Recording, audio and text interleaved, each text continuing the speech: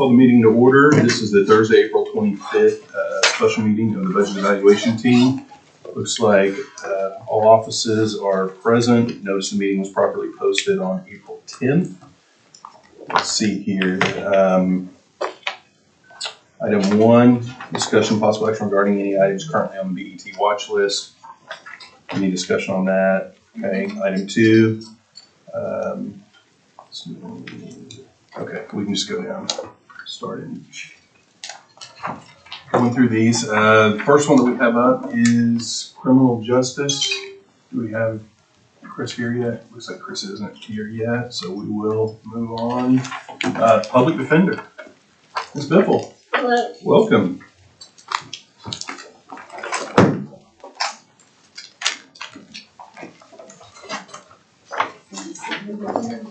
Do you have a preference? Does it matter? We are on track. The only thing that has really changed in all our reports are the expenses for copier, the charges for lease and copier equipment. It was previously $6,400, and we have that now at $7,200, just because obviously the cost of a lot of those things are going up, and so that is really the only change in any of our reports. Is that it looks like the cost of that would be going up, so we would be on that. Okay. And everything else is in order. Does anybody have any questions on the general fund budget? Okay. Next. The drug court fund, everything, no changes there, everything's in order there. And so we provided the reports, but there are really no changes and everything seems to be doing well. Okay. Anybody have any questions related to the drug court fund estimate of needs? If not, we'll move on to, I guess, mental health. Yes, same thing with mental health court. Everything is doing go. We provided the numbers, but no changes there as well. Okay. Any questions? Okay. Community sentencing. And then the community sentencing fund, nothing's really been touched with that fund. There is still it was like $161,000 in that account for right now. That is just sitting there. I think that's kind of an emergency fund if we need to touch those funds, and there have been no changes or nothing set with that. It shows 0.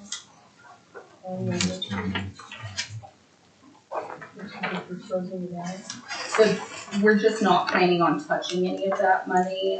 So our appropriations are things that we have taken out or would be taken out as 0. So we're just leaving that as is. So we just weren't anticipating taking any money out of that. So it's just carried forward.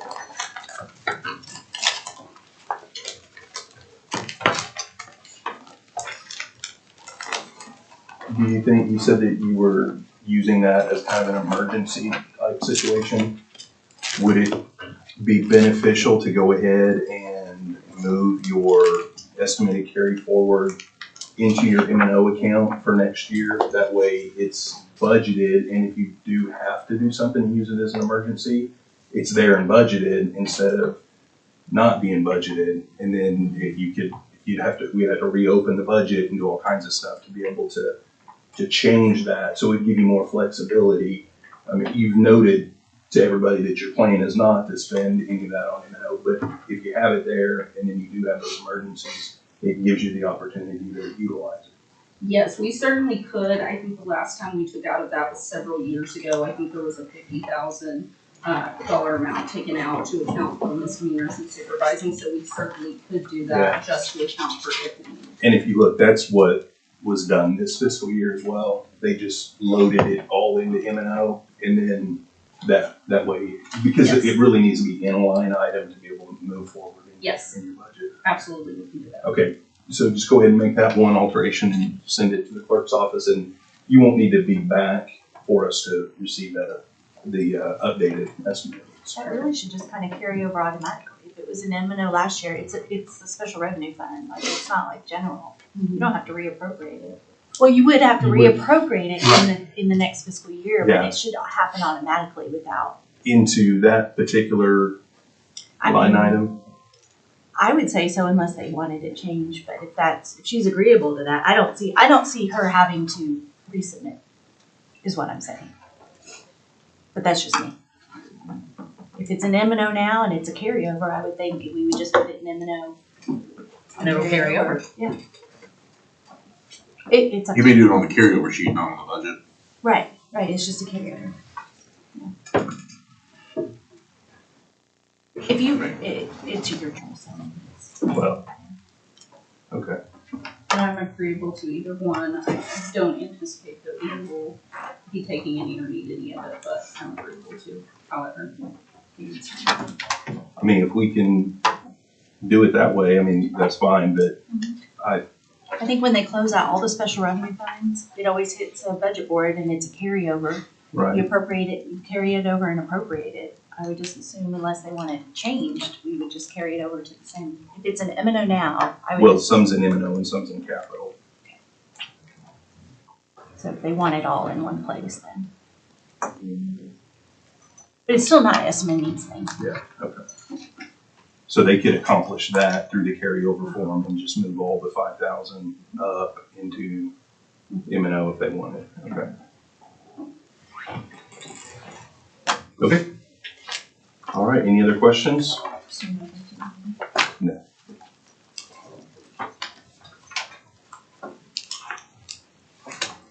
Motion to receive the estimate of needs forms for the public defender's office. Second. You got a motion and a second. Any other questions? Not? Is there a motion, or all those in favor say aye? Aye. Any opposed? Ayes have it. Thanks, Bridget. All right, I think I saw Chris walk in. Yeah. Hey, Chris, how are you? Good morning, how are you, Cody? Good. You're up. Oh, wow. Didn't want you to settle in over there too much. Thank you, I appreciate that. So for our estimates of needs this year, we left our budget flat. The only thing we were requesting was for the benefit increase for this next fiscal year. Okay. The estimate of needs that were attached don't reflect that. What I have is like 89 additional employees, an increase of almost 5 million in salaries. Oh, well, yeah, so on our personnel, we intend on trying to fill our entire complement of 320 for this next fiscal year.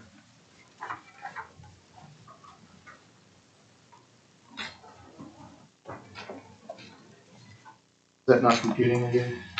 No, 'cause you said that you're So in, C did this, and he's out of country right now, and so I'm trying to catch up. on so some of this. when I look at this here, the Mhm. 4.2 million for health premiums, that's what you were referencing a minute ago, right? Yes, And then the increase amounts here gets it to 6.4, which is a 2.2 million roughly increase, right? yes, Over here, whenever we look at all of the numbers, salaries, benefits, travel, and M&O, come down here, it's showing an $8.8 million grand total increase in the budget, and your budget request, which I'm assuming this is what you're asking for from the county, yes, $7.4 million increase. yes, but the majority of that, is it not benefits? $2.2 million of that is benefits, so 5.2 would be something else.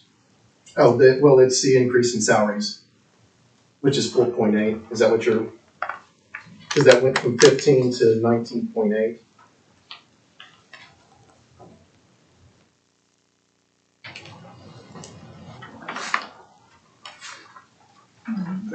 Are you trying to get to 320 or are you trying to get to 450 on employees? Because Well, we're only budgeted or allotted 320, so that's the only, So what you said C had created this, right? Mhm. So what C did was he's got the 320 employees up here, showing that you guys are asking for the full lot, I mean, yeah, the full allotment for 320 employees, plus it looks like a 5% maybe salary adjustment increase For our current DOs, plus longevity pay plus stipend. So $743,000 increase on current approved budget numbers. I hate to use the 320 because I always use the 400 number, but $743,000 increase on your current budgeted employees. And then looks like he also included an increase in overtime of $250,000. And then, well, and that should actually be going down, not up. okay, Because with more employees, that he just. that was gonna be my question. Yeah, that's incorrect. No, our overtime is expected to go down, not up.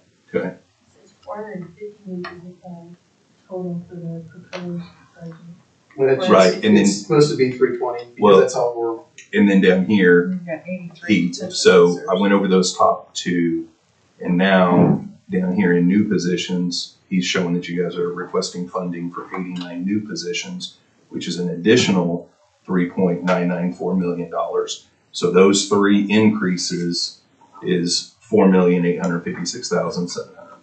At this point, I want to take that out because that's not the conversation I had with CEO Garner. Okay, So let's, our conversations was we were sticking with the 320 and trying to stay as flat as we could, because we do have payroll savings, and so, my assessment is that with that payroll savings, we're not gonna need additional funds. If we do add more FTE, then we need to add more FTE, then we would come back and ask for more FTE. okay. Let's do this. Do you mind redoing this and resubmitting it? not at all. Okay. Yeah, not at all. All right, and I know you had sent me an email yesterday afternoon. We were here until almost 8 last night. I apologize. I wasn't able to No worries. I Back to you.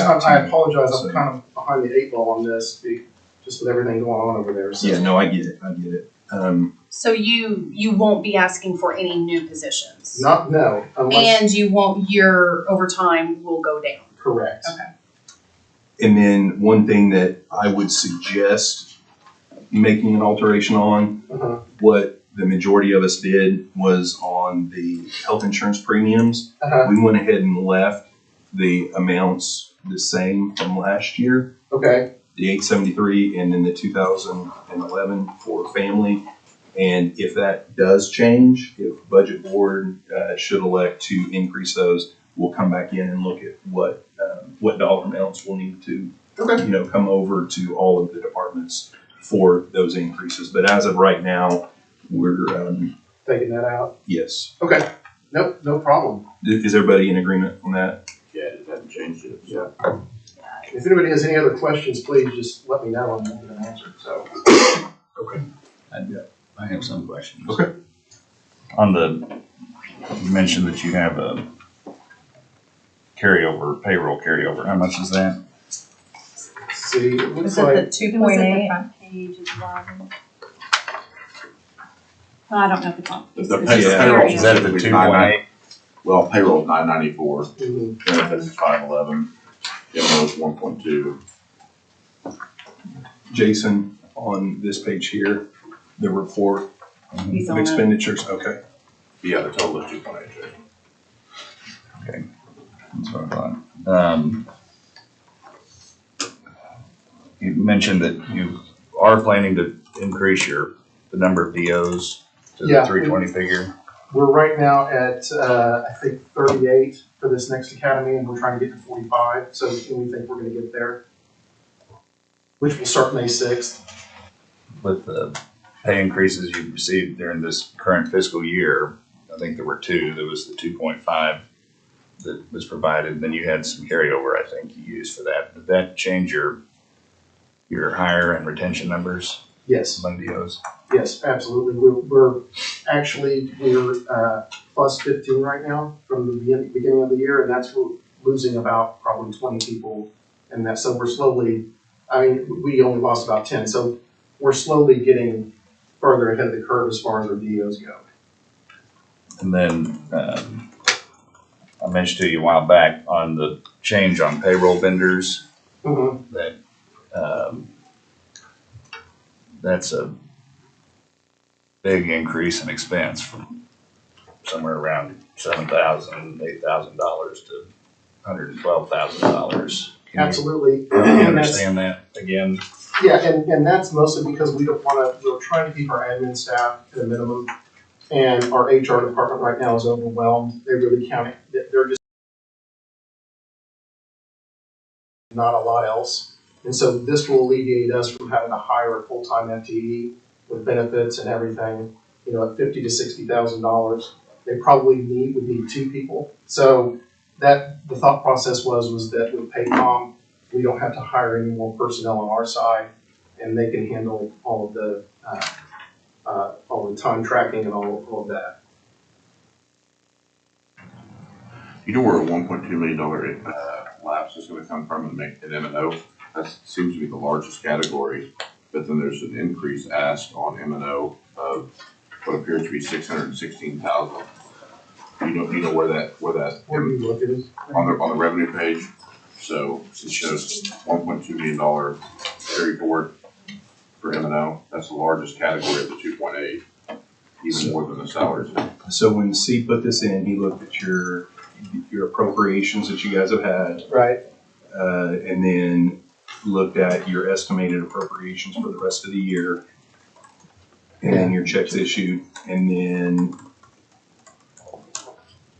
you know, working across here, it shows what he's estimating that you guys are not gonna need this year in these line items. And Brandon is looking at, the 1.2 million, and if you're lapsing $1.2 million, the question is, when you start looking at next year's budget, and once again, I think you need to look at this because it seems like maybe C wasn't on the same page with you. Yeah, obviously. But this is showing an increase ask of $616,000 more. Okay. Just in that Yeah. one expense Yeah. category. Yeah. Okay. Yeah, and I had a few questions in that expense category as well, and I'll just ask them so that as you're going through it, you can look and see that on food, and this isn't the food for the detainees, I don't think. I think that's a separate line item. But on food, the 54,201, you had budgeted $3,000 this year, and next year it's showing $180,000. Yeah, we've been, as part of our retention, we've been providing free breakfast and lunch. Okay, Actually, they get one meal a day. They either get breakfast or lunch, depending on when their shift is. okay, So that was something we just did to try okay, to keep people. okay. And then the professional services legal this year was at 240,000. Next year, request of 336,000, which is a $96,000 increase. And I know you guys had made the change to the DA's office, which was going to be, Rod, is some of that Savings. outside counsel? I don't wish me to speak, Mr. Chairman. we run We're a a little pretty loose ship in here. You can- Gotta make sure. And that's that number's actually low. And I advised him of that yesterday. With the expenses that we're looking at in the pipeline right now, he's gonna spend $750,000 on expert witnesses and outside counsel minimum. Might be higher than that. BOCC is going to spend a little over half of that, $350,000 to $400,000. Now, my number is based upon what I know. I do not know how much money the BOCC pays outside counsel every year because I never see those bills. And I don't see those budget items. So my analysis is just on the numbers that will flow through what we see, which is expert witness fees, deposition expenses, and those kinds of expenses. But outside counsel fees, we don't ever see, so that could be a separate number, and it could be much higher than I know. So when you mentioned $750,000, $750,000, that you had mentioned outside legal and expert witnesses. On outside legal, is that in anticipation of potentially needing to conflict out since you guys are serving as a council? So far, we've not had to ever in my career anticipate that. We just not know when it comes up. No, these are situations where we can't represent a party that has a right to be defended under the law by the jail trust. But we can't do it. And it could be a rogue employee, it could be an employee that's got a lawsuit against the trust in some other capacity. It could be that they were prosecuted. We had several of those last year. So far this year, we haven't had any that I know of. I don't work on the criminal side, so obviously I'm telling you what I've read in the newspaper. And I haven't seen one this year. But yes, you must anticipate that they're going to spend $750,000 on outside legal experts, deposition costs, and maybe more than that. I mean, these are just lawyer estimates. Typically, I take lawyer estimates and multiply them times 2. But regardless, and then the BOCC will spend half to 2/3 of that amount, assuming that the outside counsel cost that the BOCC is currently incurring is no different than theirs, but it may be more, maybe less, I just don't know. So I round up to $1.5 million just to cover everybody. That's what the Oklahoma County taxpayers will put out on this. Whether they put it out through them or they put it out through the BDT, it doesn't matter, but that's in round numbers what the expenses are going to be. But theirs is going to be, I think, $750,000 and maybe north of that a little bit. Would that number be less if it wasn't a separate political subdivision that was actually operated by the county, the jail? Well, Would it be mostly, hire up 2 sets of experts and well, counsel? we don't tend to duplicate experts when we represent both parties. So the answer on that part might be not so much. Where you do run into duplicate expense is when the BOCC has to have outside counsel and we can represent them, or they have to have outside counsel and we can represent the BOCC. And that happens rarely, fortunately, but it does happen at least once a year. So there is an instance where the separation of the entities can impact costs. But like I said, that's only happened once last year. So I don't think we're talking about the major problem on separate entities. The separate entity issue is a political and policy issue, I think. I don't think it's really a financial issue because the jail's going to cost what the jail's going to cost. It doesn't matter who runs it. But on the legal expense, theirs is going to be higher. They get sued more often. They get sued in larger cases currently. But the BOCC is always named as a party in those cases. So, but if we're the only lawyer for both, then we can obviously share resources. So that's not a problem. But we have to go down case by case so that I explain every single circumstance to you. But that's the gist of it. Thank you. Okay. And I brought a handout if you want to see it at some point in these proceedings of what your next year's tort claim load is going to look like. And then one more question for me on professional services other, going from 114.5 to 376,000, $261,000 increase. Do you know what that? Which. Okay, I'm sorry. That is 54455. It just says professional services other. No, let me check. I don't know what that is. Okay.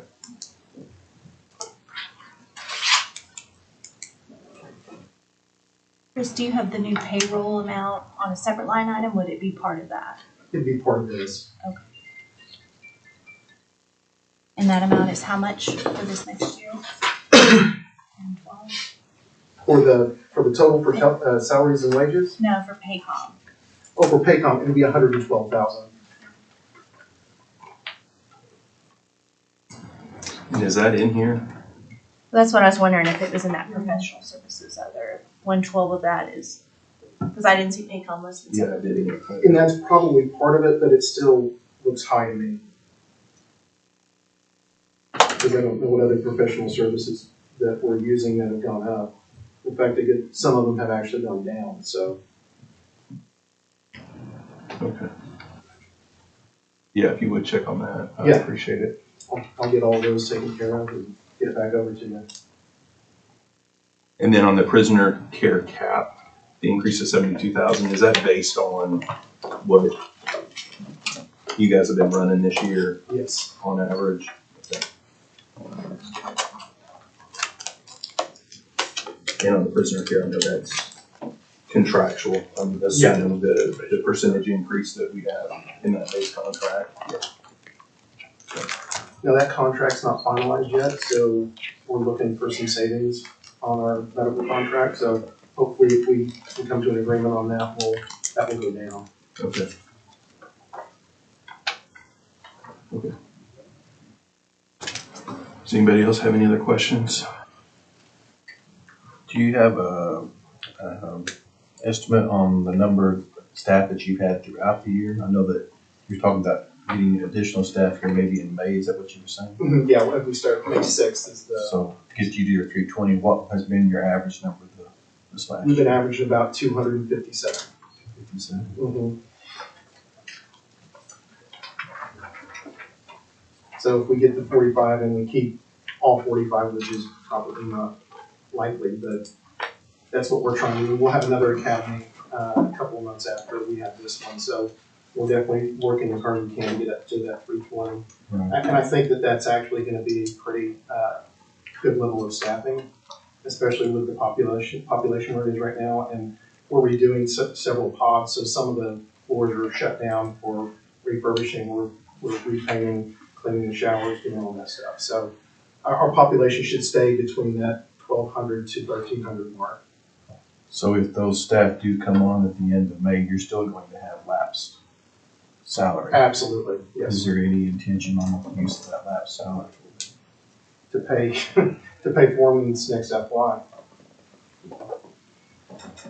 So then what we need to anticipate, if you're gonna use that money to pay for them in this next FY, and then you don't have lapse next year, which we hope you don't, because that would mean that you are fully staffed and Right. being able to operate, we'll be looking at needing to come up with $2.8 million next year, Yes. because you won't have that rollover to help fund the next year. So that's, Sometimes that's a disconnect too, because I mean, we've been funding for 320 already, been funding for 400. whichever number you want to use. It still makes Is it my 320 point. or 400? Oh, still makes my Please, point. please. Don't. I've It always still been makes told my 320, point 220, so- 221. that we've been whatever it takes. funding for 320 or Yeah. more. Okay. Same. Yes. I just had to continually. Mm-hmm. Chris, I have one more question. Do you guys have any carryover revenue that's not reflected here, that's not associated with the payroll carryover, the 2.8 or whatever it was? From No, other revenue not as or? of right now, no. I thought I saw on the front page, Yeah, you had some. there was special revenue carryover. Where was that, Yeah, that's- Christie? Right here. Not that page, sorry, Jen. It's on the budget request worksheet. You got Oh. carryover At very 2.8, special revenue. Well, I don't that's think not the that's not the carryover carry though. forward. That's just what you're anticipating. Right. So you're anticipating a $300,000 decrease in your special revenue next year? Currently, yes. Now, that might change depending on, some changes we're making in money. I'm sorry, Brandon? As population drops, so does money. Yeah, I'm assuming a lot of that is Your contracts. DOC not paying as much since you guys are New phones. getting them. That's part of it, and of course, commissary, Yeah. all those things go down, so, that's our money maker. But is there currently a court case, or is this something that goes before the state auditor on your reimbursement rate by the state on the guys and gals that are Yeah, state? that are state, yes, that rate's supposed to go up to, I think it's $58, and I don't know if the judges ruled on that yet. So it's moved from 27 to 58? Mhm. Wow. If it happens. Correct. I mean, if it's approved. And So- I think there's a mechanism that if you can show on Even more. a case-by-case basis that it's more than that, there's a mechanism now to bill at that higher rate, I believe. And in that same vein, we're also looking at billing Department of Mental Health Services. Just like when they're sent us to DOC, DOC is responsible for payment at that point. And we have people that have been in this facility for over 1,000 days that were supposed to be remanded to OFC that are still in our custody, but they don't pay any of those costs, and their cost per diem is up about $100. So DOC does pay for the JNS If folks they're- you if have, they're- but if the it's forensic called center county does jail not. backup, yeah, so if they're in our facility, but they're in DOC custody, then DOC is responsible for paying for it. The question there is at what rate, No, I get you. right? Now, There was a statute passed a few years ago that right. makes it a little easier to get an adjustment to the rate. I mean, you probably don't have very many that are waiting on OFC though, do you? Right now, we only Handful. have 8, That's but what at I the, figured, yeah. but at the first DFY, we had 38. Okay. And some of those, I mean, if they're in there 1,000 days, and you're talking about $58 a day Sure. for them paying, then we're looking at trying to get reimbursed for that. So I don't know how that'll happen, but we're trying. On just your DOC custody folks, if this rate goes up, what does that look like in terms of additional revenue that you don't have today? I don't know that number off the top of my head, Jason. I'll figure that out. Is your JNS count going up or down? It's going down. I figured so, yeah. On medical, I know there is, and we've had some discussions with some folks over with the trust. I don't think I've had an opportunity to talk to you about it, but I know there's some states that have gone through some type of waiver process on Medicaid to be able to file and get reimbursement. Not For aware of folks? that. Okay. There are states, I think it's a decently lengthy process, but I think there is a mechanism and an avenue to seek coverage on individuals. But I think it's something that the state has to approve and, You gotta make an amendment to the state plan and get it approved Yeah. federally. but that's something that could be huge, a huge impact on the budget, because just looking at our contract, it's $8.1 million. And then you got another close to $900,000 for inmate cap, for folks that are going outside for care. So I mean, talking almost $10 million, well, $9 million right there. Now, obviously not all of that would be covered, but if you could get a big portion of that covered, it would be a huge. And I'll include that number on what it looks like if DOC does start paying the $58 a day, what that'll make that look like. Is it, if you can just get that figure for all things being equal, the number Brandon was, I think, getting at, the number will go down if the rate goes up, but because they'll start pulling people faster, but And they've already been pulling people faster. I don't know if it's in anticipation or, probably is. so. Okay, thank you. If you could look into that. Yeah, absolutely. See if that's gotten any traction. I'd appreciate it. Was our last year's lapse 1.5, if that's what I remember, somewhere in that range? 1.12. 1.12, so this year we're now seeing 2.8. Why is there such a big discrepancy from one year to the next? I'm gonna have to look into that and see. I don't know off the top of my head. Because we did fund for 320 last year, Yeah, but yet your lapse has grown double. well, it's simply because we kind of stayed at the same level. We're only maybe plus 10 on our FTE, so that gap is still there. I mean, as far as how many people we have on the books, as far as how many we're paying. Right, but you So- understand our concept, where we're coming from, that we're, Absolutely. from our standpoint, or my standpoint, standpoint, from my elected official standpoint, our concern is we may be paying for staff that are not necessarily at that location. We continue to pay that. Now the labs is gonna double that number. And I would, my only argument to that would be, our plan is to be fully staffed this next FY, which if we are fully staffed, that will not, that won't I be. don't mean to disrespect to you, but that's been No, the absolutely. same statement year after year after year. And yet we're starting to see, But I can tell you that we spend a lot more money in our training division. We have more instructors that are coming in on site. They're getting better training, and we're doing as much as we can to retain the people that we have. And again, like the free lunch breakfast, it's I agree not a with lot. all the changes that you're doing. I think that's been a great thing. But when it gets down is the bottom number at the end of the year, we are overfunding your spending there. It's clear. Yet some comments have always come back that we're not fully funded. I think that that's some of the disrespect that my elected official has, is the comments that are made after these budgets are done, that we're not fully funded. And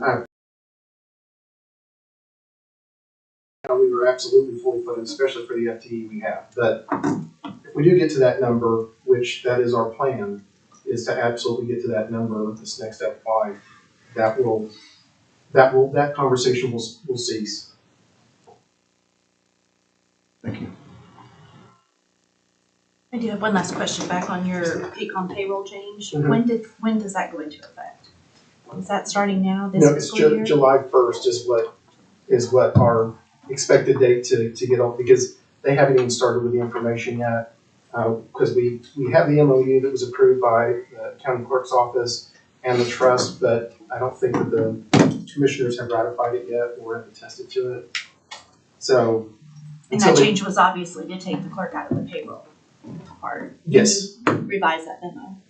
yes. I think it just needs BOCC action, because we just looked at it from our perspective, but. it's- Well, we also, our office will be involved because we would always work with your office and get the payroll information to register it. So it'll affect us as well.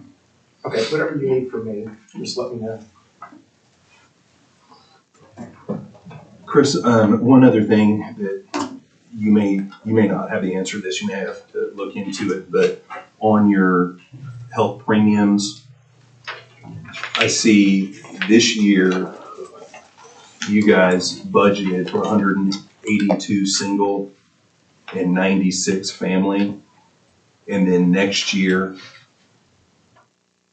budgeted, the request is 182 single and 96 family. And then of course 50 new positions, single, 26 family. I think you're gonna take care of the new position question, but on that 182 and that 96, do you know how C came to that number?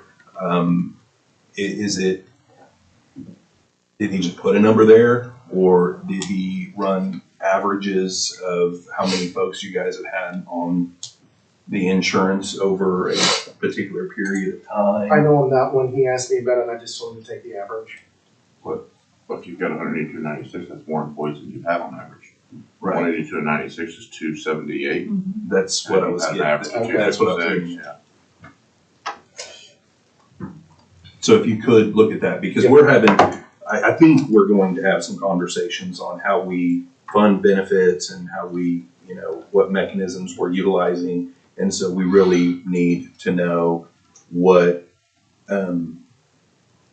those numbers really look like. Okay. The thing about the benefits question, though, I think this is kind of like what he just said. We're really kind of trying to figure that system out. But on the 182 and 96, I mean, I'm not really necessarily alarmed by that number, only because if we're funding them for 320 and we only give them exactly what they have on this snapshot of February 28th, they're going to have a shortfall in benefits at the end of the year. That would be my assumption. If you're short, if we call those vacancies, not new positions, I think there's got to be at least some percentage of those from the whatever you said, 260 average to 320, whatever that is. I agree, but that's why I was getting at, where did we come up with the numbers? Because if we did an average of number of people that are on there, and you say, okay, we've averaged a total of 180 people on the plan, and we've averaged 256. So this percentage of our employee force is on insurance. And then you could look at the difference between your 257 number, your average employees, and that 320, and do that same percentage, just assuming that the same percentage of folks that you budgeted for but aren't there would be on the plan. I don't know what the right way to do it is. My question was just, how did he do it? And he did it by average, but I'll get with Michelle, our HR director, and look at the benefits on a monthly basis and who was on what, and then I'll drill down from there and get you a better number on that. Thank you.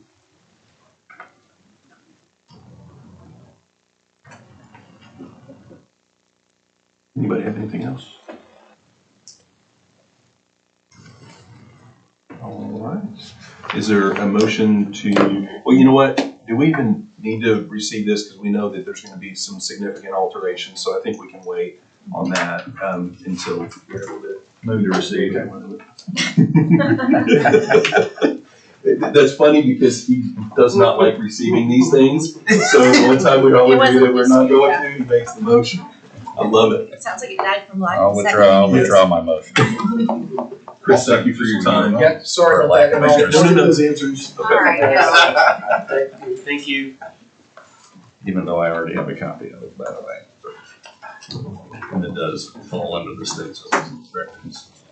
Now you know I have to put that in the minutes, right? Thank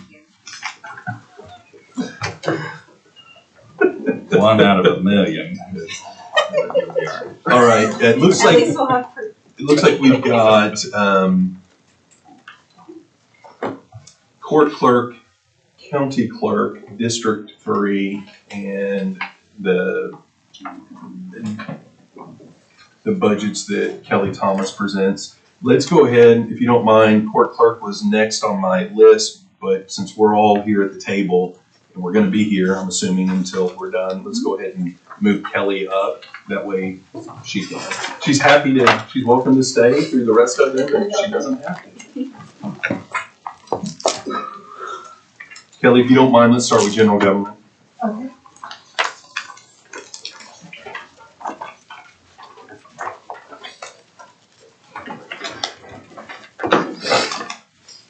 I don't know the correct amount for the criminal justice authority. It was 33 last year, and what they were asking this year was 40 million. I found out that the leases on the PPA properties will be going up 3.4%. And that makes it 35,000 more. And then the parking for the court staff went up because we have the 3 judges that are parked down there, plus the court administrator. So that made that go up almost $4,200. I don't see where that went up. Yeah. Yeah, it's not on that one. Okay, so, okay, All of this was done after that. after she submitted. Yeah. Okay. Well, we can go through and address any questions or whatever now, and then we'll just have you resubmit to the clerk's office with those changes, please.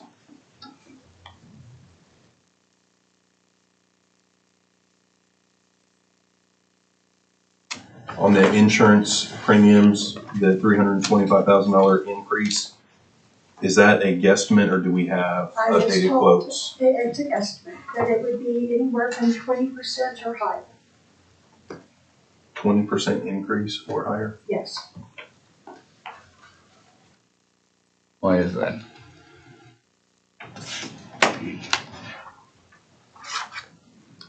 Are we insuring more? Is this cost going up? Or Well, it we seeing it that went up everywhere? We're significantly waiting on last social year. services, but we had them already. I don't know if it was budgeted somewhere else. Social services is now coming. Well, that's PBA. Never mind. I don't know what- Social services building isn't PBA yet. Not yet. Yeah. It's coming. I still pay for everything for it.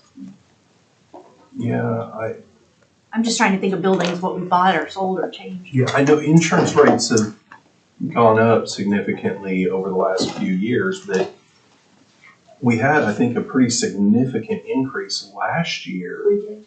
And so I just don't understand how we have 20% again, another 20% this year. But Does any of this have to do with the Criminal Justice Authority canceling several of their insurance policies? Are we picking that up, or is that? I don't think, these are ones that you get with HR on, right? Yes, On those, these are for buildings, and we've always covered the jail. It's been Okay. our building Okay. to begin with.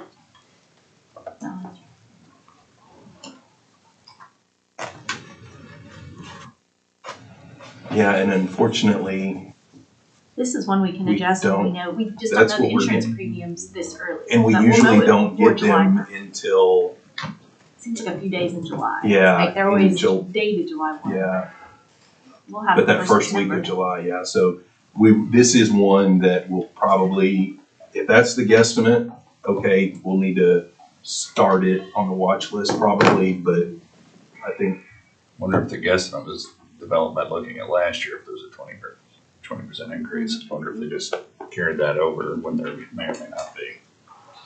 yeah, I don't know. Kelly, can you ask that question, please? I don't have the answer to it, No, No, asking, can you Ask ask Aaron. yeah. that question okay? of Yep. the individual or individuals that provided you the 20% increase, what their rationale is behind that. No problem. So, and it could be that they've reached out to our insurance providers and the insurance providers said, hey, listen, we're seeing anywhere from a 13 to a 20% increase. And so they said, well, worst case is 20%, so put the 20% on. I mean, that could be the case, or it could be like what you said, well, it was a 20% increase last year. But- Okay, and then the DA contract, the 42,000 increase, did they submit that number to you? Yes, Russ Allen. Yeah. He sends it to me every year. And last year it did not go up, it was, everything was the same at the beginning of the year. Right. So that is the amount you're asking for now.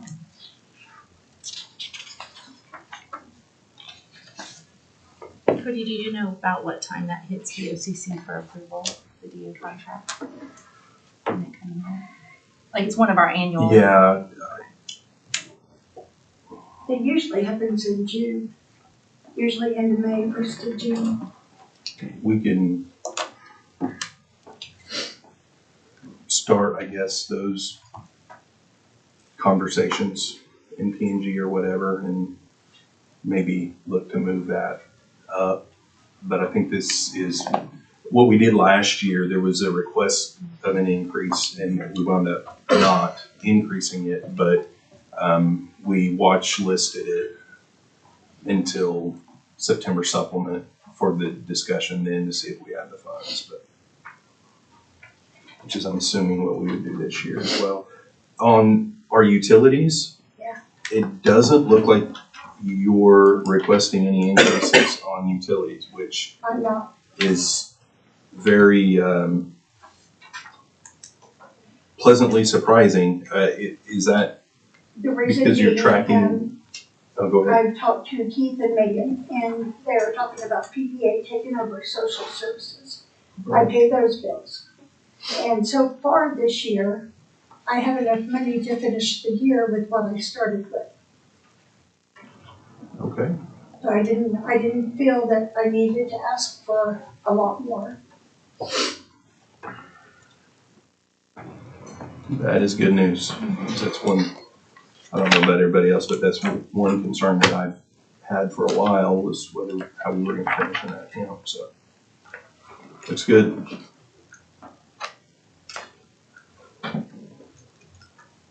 So lots of flat items other than a potential increase in insurance and then a request for an increase on the DA's contract. And then I'm guessing, Kelly, that the Criminal Justice Authority is going to stay. I mean, Chris mentioned, he's not here, but he mentioned staying flat except for the employee benefit increase because of the insurance. But if we're keeping those steady for everybody, then it would seem like their request would be the They same wouldn't as need more. last year, yeah. So, and then OSU extension, I think LaDonna had sent me an email. I told her to get with policy and governance. I don't know if they're asking for, and well, I'm assuming that they're asking for an increase. That's why she wanted to come here, but The email she sent me was for the 580 and told me that that included the extra money she had asked for this year. okay. What was that extra amount? Do you recall? What was that? No, I don't. Well, I think we can look at, It was just approved a yeah. couple of months, or a couple of weeks ago.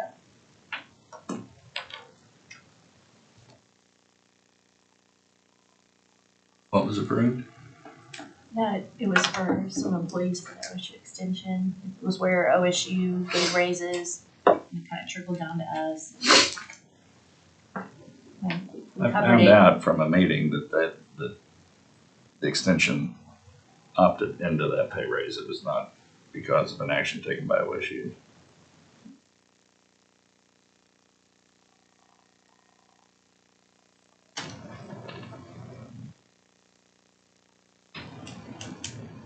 Well, Christy usually asks this about what one-time expense did you have last year that you're not gonna have going forward. I think if we're looking at flat, we made it clear that that was a one-time, even the amendment that we did said that if there's not a new contract in place, the rollover amount would be the lower what we started, not that increase. So I do think that when we're looking at this, when we're looking at flat, that needs to be taken into account, whether that 580,801 should be there. If we're doing a flat budget, then that would be a lower amount.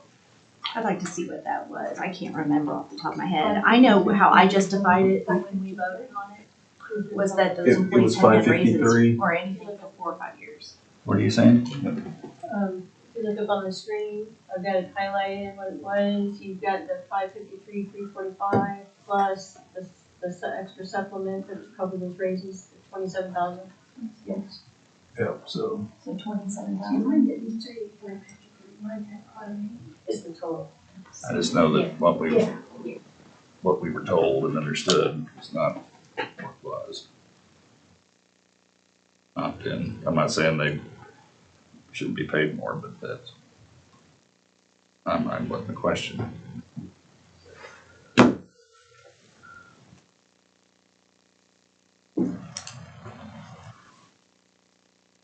okay.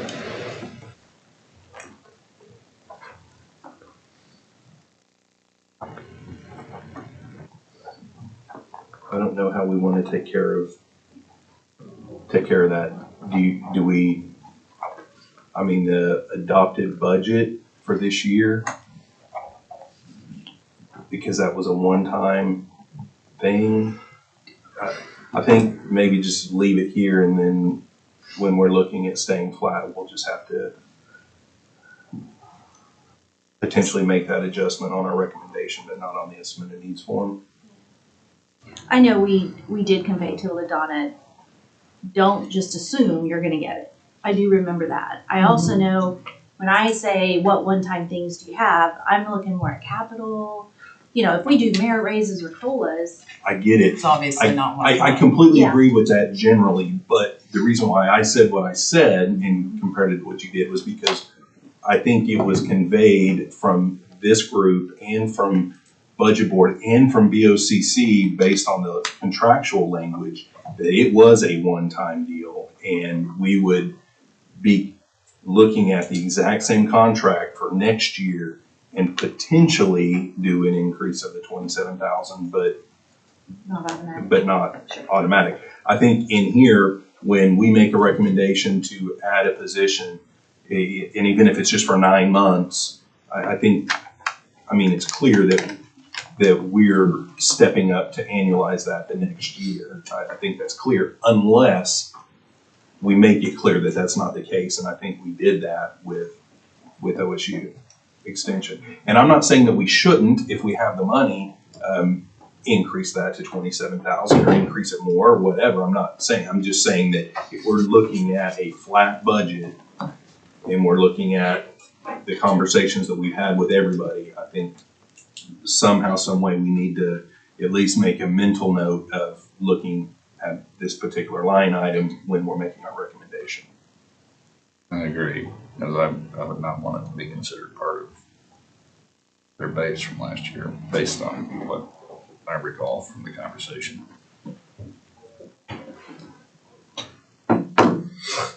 But I do see what you're saying, Christy. I mean, it's different than a capital expense.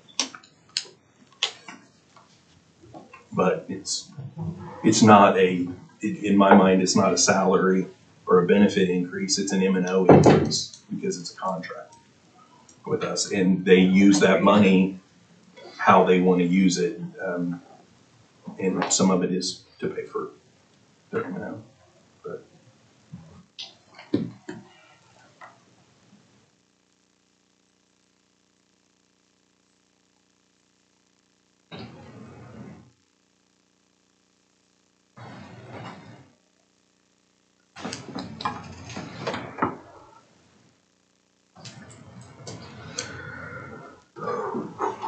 yeah, the one-time transfer. Yeah.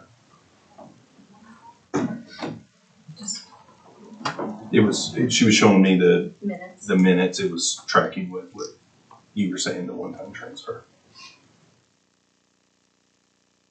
Okay.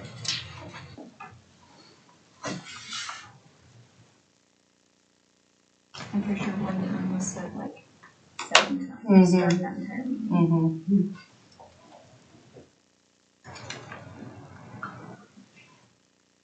I think at least that many times before I remember.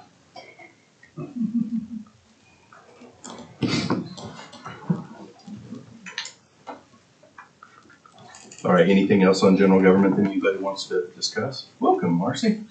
You didn't know I was here, did you? Did you have a nice trip? I did. All right, any other questions on general government? Okay, county commissioner?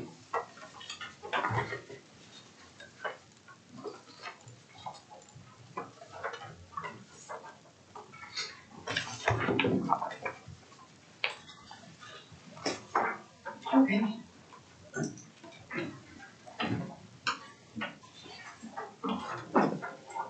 We had an increase in the parking. The grant writer was moved under the commissioners, and so that amount is on there. She is asking to be able to go to conferences that are pertaining to grant writing, and that's not on there. She talked to me about it 2 days ago. The salary, last year at July 1st, my salary was not put under the commissioners. It was not added until the supplemental for October 5th. So the full amount of my salary is under there, the full amount of the grant writer is under there now, along with the 3 commissioners.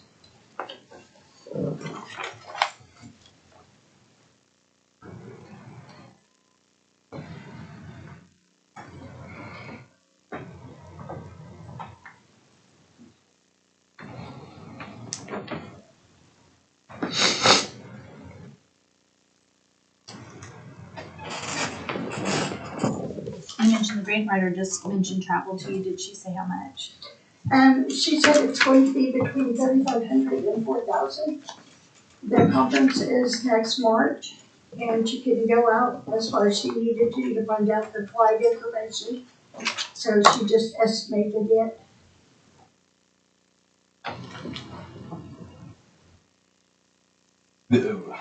Once again, we've got formula issues on this one. The proposed budget for salaries is $590,000. The 23-24 adopted budget is $501,000, but it's showing a difference of $206,000. And I'm not a mathematician, but I can tell that that's about $89,000 $281 different. Blow us off too. Yeah, Is it because that supplement's in there? Is it kind of like including that, you think, or? I don't know, I'm not a man. mathematician either, so. Yeah, I think Jennifer's gonna look at all of the estimate of needs. I don't necessarily know that the same issue is, I don't know if it's if every estimate of needs that has a formula issue is the same issue, or if we don't have multiple issues going on with different I think ones. it's So, both. It's, Yeah. the supplements and the transfers. It's, we were provided advice when we're looking into how to do things that, for the ease of presentation, that if there was a supplement or a transfer that would show a negative in the difference column, that it was okay to leave those formulas out, so then the only thing that would show is what they wanted to talk to as far as the differences. And we discovered yesterday in yesterday's meeting and all of this, that's obviously wrong. So we apologize, and we're going through and fixing that, and I'm adding those formulas back Yeah. in. But I allowed them to go through because I was told that was acceptable. okay, yeah, I think maybe on the difference, if we did formula left to right instead of up and down, it would probably fix some of that. Because I do think there needs to be a notation in here where there's, where we had a transfer or whatever. That way we can say, well, no, that transfer was for a one-time thing, not for ongoing, or maybe it was for ongoing. So we have a notation in case we need to have a discussion. But I think the way we've done it, and Jennifer, this isn't you and you looking at them, because we've had this issue in years past as well. Maybe not just the numbers not adding up, but the confusion on the way it's listed as a transfer and the way it affects those numbers. We've had issues for a while, and we just haven't figured out how we want to fix that. So And what I did this morning is I sent off an email to the state auditor and asked if there is some sort of description of what the estimate needs should look like. Maybe some examples so that we can improve this, and maybe there's an answer to that. Okay. That was what prompted that, was how much you guys love having those supplemented transfer lines in there. So I asked if there's anything we can do to improve that. So we'll see what the response is. if only our fiscal year started October 1. Second. Aye. We'd still have transfers. Hopefully we just have to do the budget ones. These transfers are up to. Okay.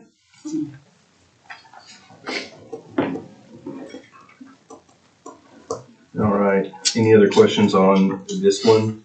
So Kelly, if you are needing to request an increase for the travel that you mentioned, please go ahead and include that and resubmit it. That way we can see those numbers. Okay, What was that total amount? 4,000 is what I was, 4,000? yes, Okay, for her conference.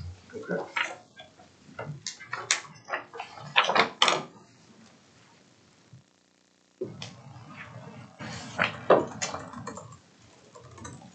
And this did take into effect the statute change on travel for Yes. elected officials.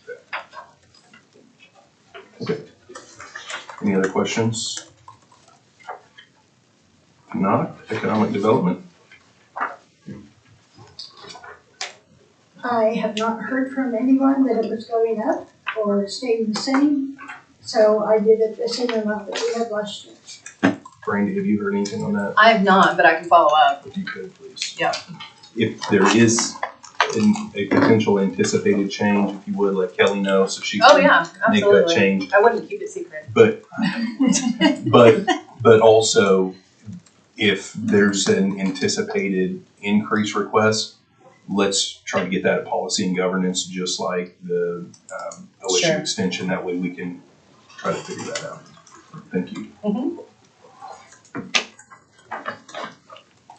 All right. I think that was it. Yep. All right, thanks, Kelly. Thank you. Is there a motion to receive the estimate of needs for general government, economic development, and county commissioner? I thought we talked about resubmitting general government. Oh, you're right. commissioners. You're right. So,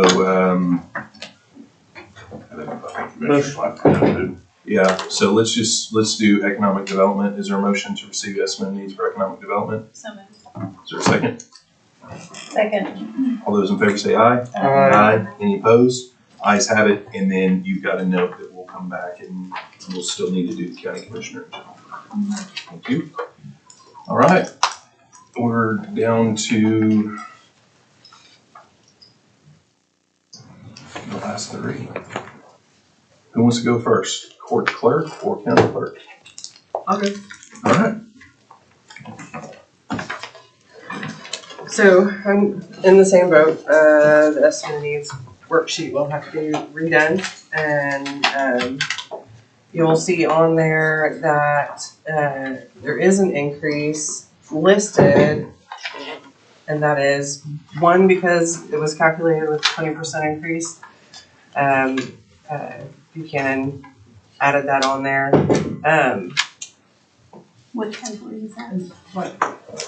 Sorry, my first time. No, you're fine. It's under, I haven't even looked at this, honestly. I have looked at it, but it's, let's see here. It's under benefits, I believe, is what he added, a 20% increase in the benefits based on. Yeah, the increased coverage rates, he put Yes. it in there at the higher amount. I think, Where though, I don't know. yeah, and we visited, yeah, and also visited with Mike Sullivan, and I think the intent was, but there were some issues with the form. They were trying to make some changes and we're having some issues, but I think they're gonna make that change as well as some others and have that back when. Yes. Yeah. On the benefits portion, yes, because it was calculated with the 20% increase. Everything else is intended to stay flat from last year, with the addition of we're requesting 3 more employees. 2, we believe that the Supreme Court will assign 2 more new judges, and we will be required to supply them with a clerk in their offices. And also with the passing of House Bill 2259, the court cost administration, we already have 2 employees working on the back end on that one. However, the judges are overloaded. They have assigned a second judge to the cost docket, has split that, and we believe that we will be required to have 1 more employee working on cost. So those are the increases that will be on the new form. So you're asking for basically 3 new positions here? Correct. Okay, and I don't see any associated costs as far as health premiums for those employees for the new positions. We're working off this last page. Yeah. Let me see.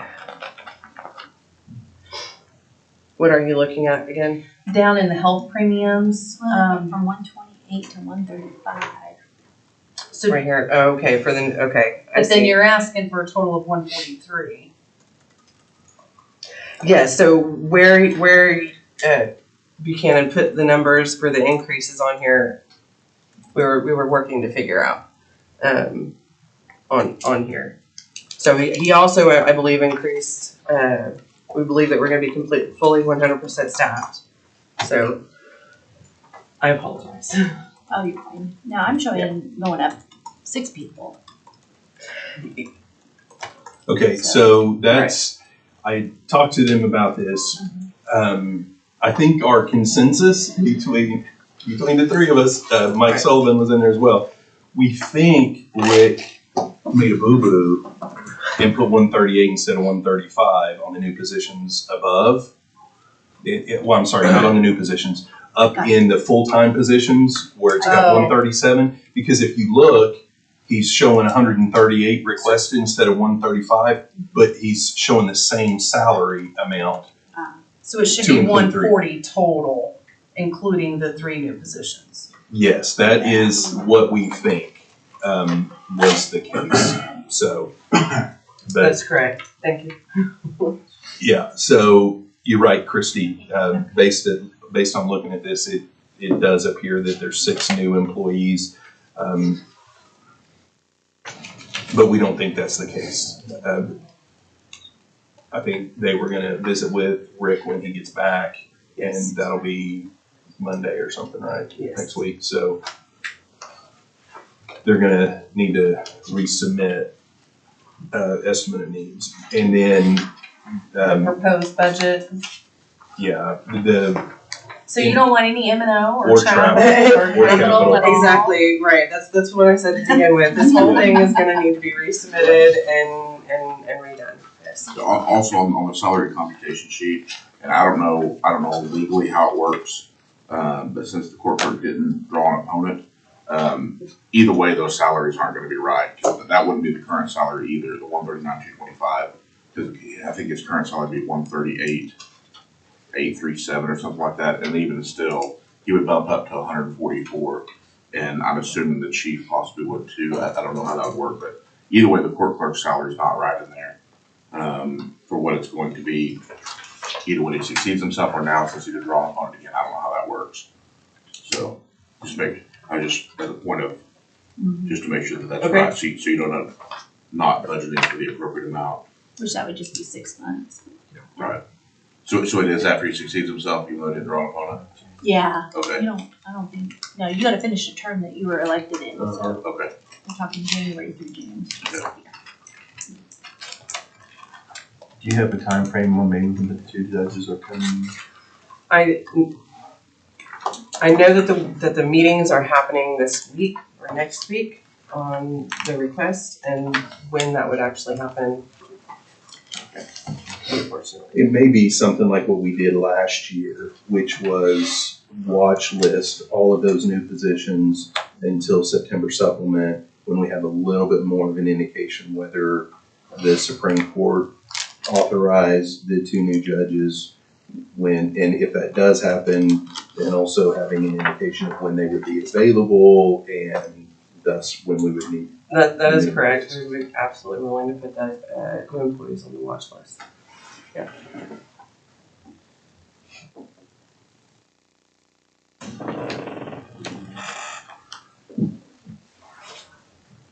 Any questions?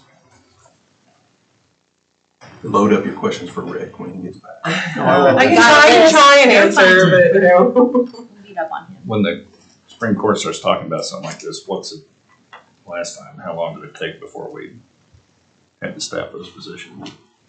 We talking like, could it happen this fiscal year, is it? We would need to staff the positions as soon as the judges are, begin. Like, we can't, judges can't begin and then a couple months later give them clerk. As soon as they begin, we need to staff them.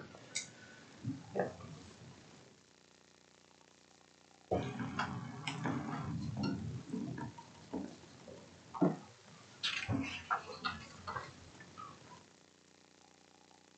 Any other questions? I think there's enough alterations that we don't need to see. Unless Jason wants to make a motion. Not for this one. Not touching. All right, County Clerk. Is there a record reservation, special revenue fund for court clerk? Am I just? Yeah, They wish, I think. I think so. I think they only have a general. the general fund one was the only one that was attached. I think that's all they have. No, there's 3 special revenues that are usually Yeah. submitted. I was assuming that Sorry, Ricky. They were be handed out, staying somewhere random, it's. Oh, right there was We're no kidding. I'm right there, with the flag in the background, it's good. We get Yeah. pictures. Stacked up little. hey, on on your other accounts, we've gotten several questions. Do you have those estimate of needs as well?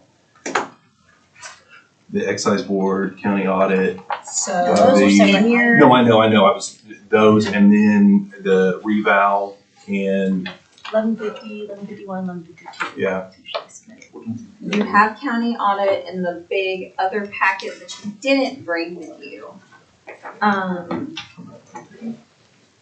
Aside from that, that's what I've got, so Albert should be able to answer this. I'm sorry, what did you say? County audit. County audit was waiting for us here Right, today. okay, county audit, excise board,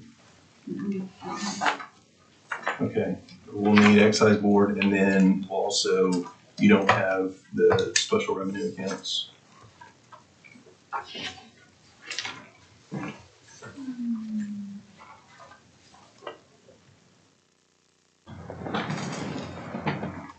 Let's see, I don't have Excise.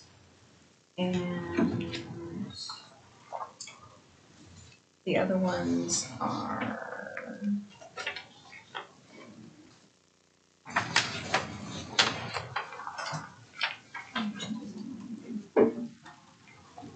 And I said reval, I didn't mean reval and records preservation, but. You're looking at me.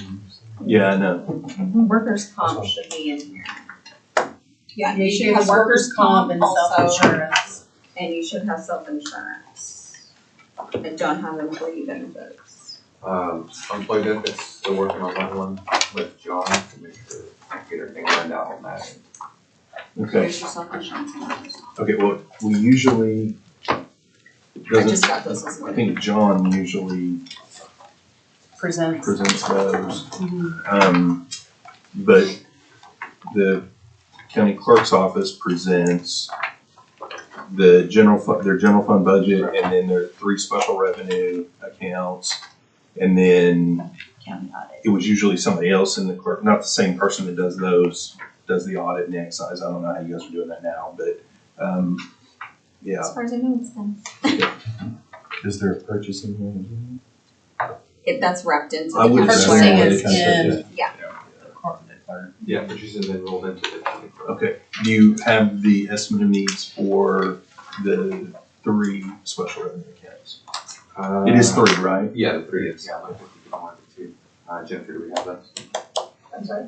Do we have the special revenue, 1150, 5152? I thought it was the same thing, I can print them, I've got the excise board one printing now, I thought we said that too, but I must have gone over it wrong, printing, so. Well, those are not on the agenda, so we can't go over them now. Okay. But we do need those to discuss at So probably our next meeting. so excise is listed, it's just not attached. Yeah, we can go over that one because it's listed. Technically, we don't have to have an attachment, we just have to have an agenda item. And that's, I was looking at the county clerk's item, and it mentions county clerk, excise board, and county audit. I mean, I guess county clerk, yeah, I mean, those special revenues, I guess we could, because those are county clerk, it doesn't say county clerk general fund, it just says county clerk. So we could, Rod, do you agree with that? Yes. Okay, so we can discuss those, special revenues. Okay. So we'll just go with the main general fund one, I guess.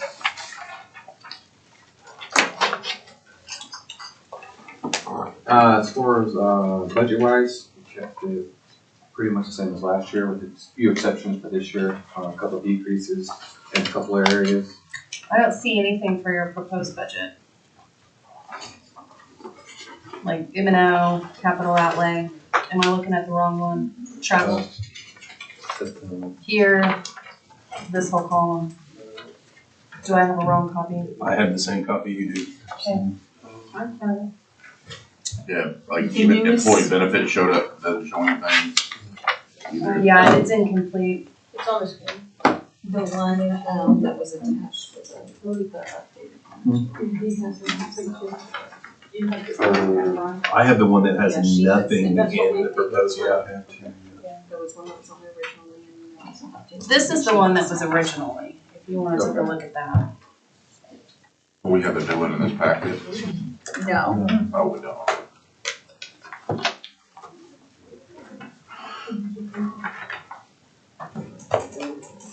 Yeah, Cody, that's how they did it last year. Because they were all listed under the same item. Mhm. We just don't have the currently doesn't. Cody. Yeah.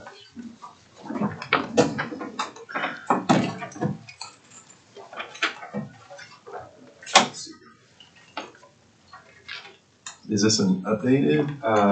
The one, no, the one on the screen is the most, up-to-date one we have currently. That one, is not correct. Okay, so neither one of these are No, correct. No. Sorry, everyone. So will you be sending new ones to us then? Yeah, can we, is everybody comfortable looking up there at the screen, or would we like It's also on the tablets in front of you. do Oh, the you guys want a Teams. hard copy? I prefer hard copy. I would too. Yeah. Can we go ahead and get a hard copy of this and the 3 special revenue accounts? A hard copy, and we can take a break for a few minutes if you guys want, or we can go ahead Well, and D3 let needs to go D3 too. go. Okay, let's go ahead and do that. Okay, do you want to do 3D? And then We'll go ahead and do D3 Okay, if we'll while get we're those doing that, copies. if you guys can get us those copies, that would be awesome. All right, Murray, you are up. Thank you. Where do you guys want to start, highway or downtown first? Does it matter? Doesn't matter. Okay, let's do the highway one first. We are asking, our estimate needs are 8.7 million. No, you do it. This is our first year with the fuel tax reimbursement being separated out 43%. So, Do what? What was that? He gets more money. because we did I a got you. separation, I got you. yes, Yeah, yeah, Based on road mileage. based on road mileage. Yep. So District 3 having some of the most, that's why our requests are like that. Give us 1 second. Let's Yeah. get Jennifer. Yeah, give her a chance. Sorry. She's doing highway first.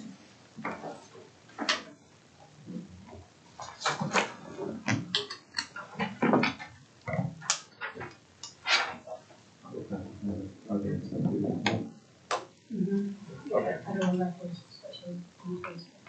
I think I would. So we could-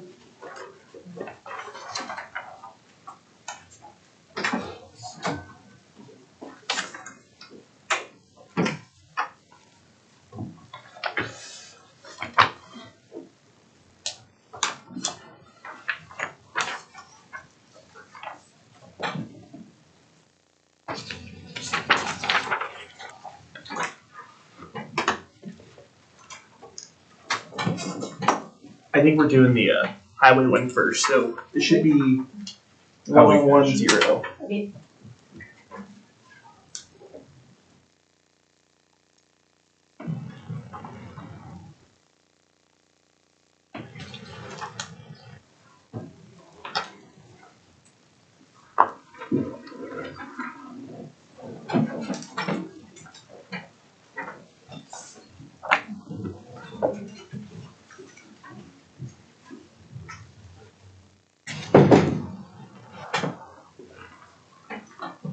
Go ahead. Okay. Yeah. So we also moved part of our highway or our downtown staff. 25% of the salaries can be paid out of the highway because we do a lot of stuff for the highway department as well. Reason why there's a bit more is we're trying to hire some more labor and it gets more equipment, but we anticipate some project reimbursements this upcoming next fiscal year. So So what is your total number of requested positions? Is it still 35? Or you're, because you just said you're adding more. maybe it's temporary labor. I didn't Okay, hear down this. below? Yes. I can't see.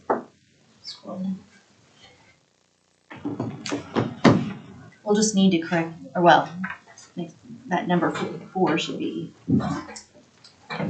Well, it looks like the temporary labor is taken out though. Okay.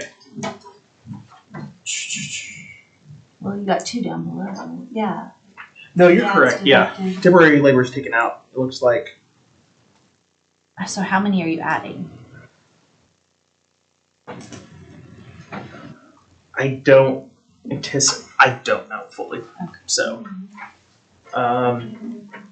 We may not be adding anyone, I just know with the more projects we have, we may need to get some temporary help down the road. As of right now, we don't have any planned in there, but you never know.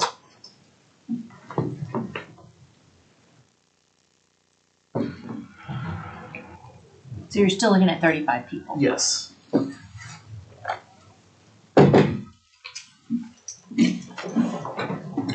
And then, did you account for the 4 people on highway 25% of the time? Did you account for their benefits, like 4 months out of the year?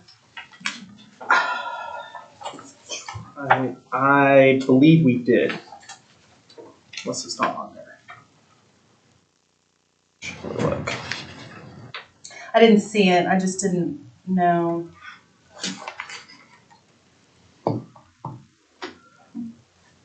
It doesn't look like that. Okay.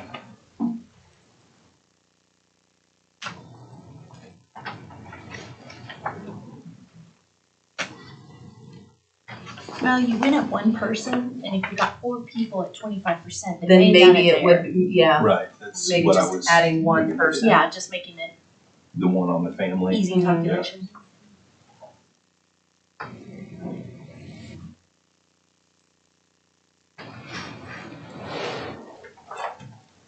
Colton, on your highway equipment purchase, what are you looking to purchase? I'm just kidding. Equipment? No, it's completely reasonable that you'd have to buy capital equipment for, I was just giving you. Asphalt. That wouldn't be a That's capital. materials. Yeah. Never mind. Rakes and shovels. I'm just giving you a hard time. A plumb 4 bob. miles towards Whittier. What'd you say? A plumb bob, rakes and shovels. That's what we need. Yeah. Kevlar, because we're trying to put Kevlar in our asphalt as well, to make the roads last a lot longer as well. So they're bulletproof now. That's what I was just No giving you an idea. potholes. That's a good Yeah. idea. So you're about to make that joke. Is that what you're saying? I was deciding if I wanted to go there. Well, now you have to. I knew you were going to. So Don't quit encouraging him. First one, bulletproof windows, and then we got bulletproof asphalt. Mhm. And bullet in. All right, any other questions? All right, give us your general fund. okay. Give me 1 second to get there.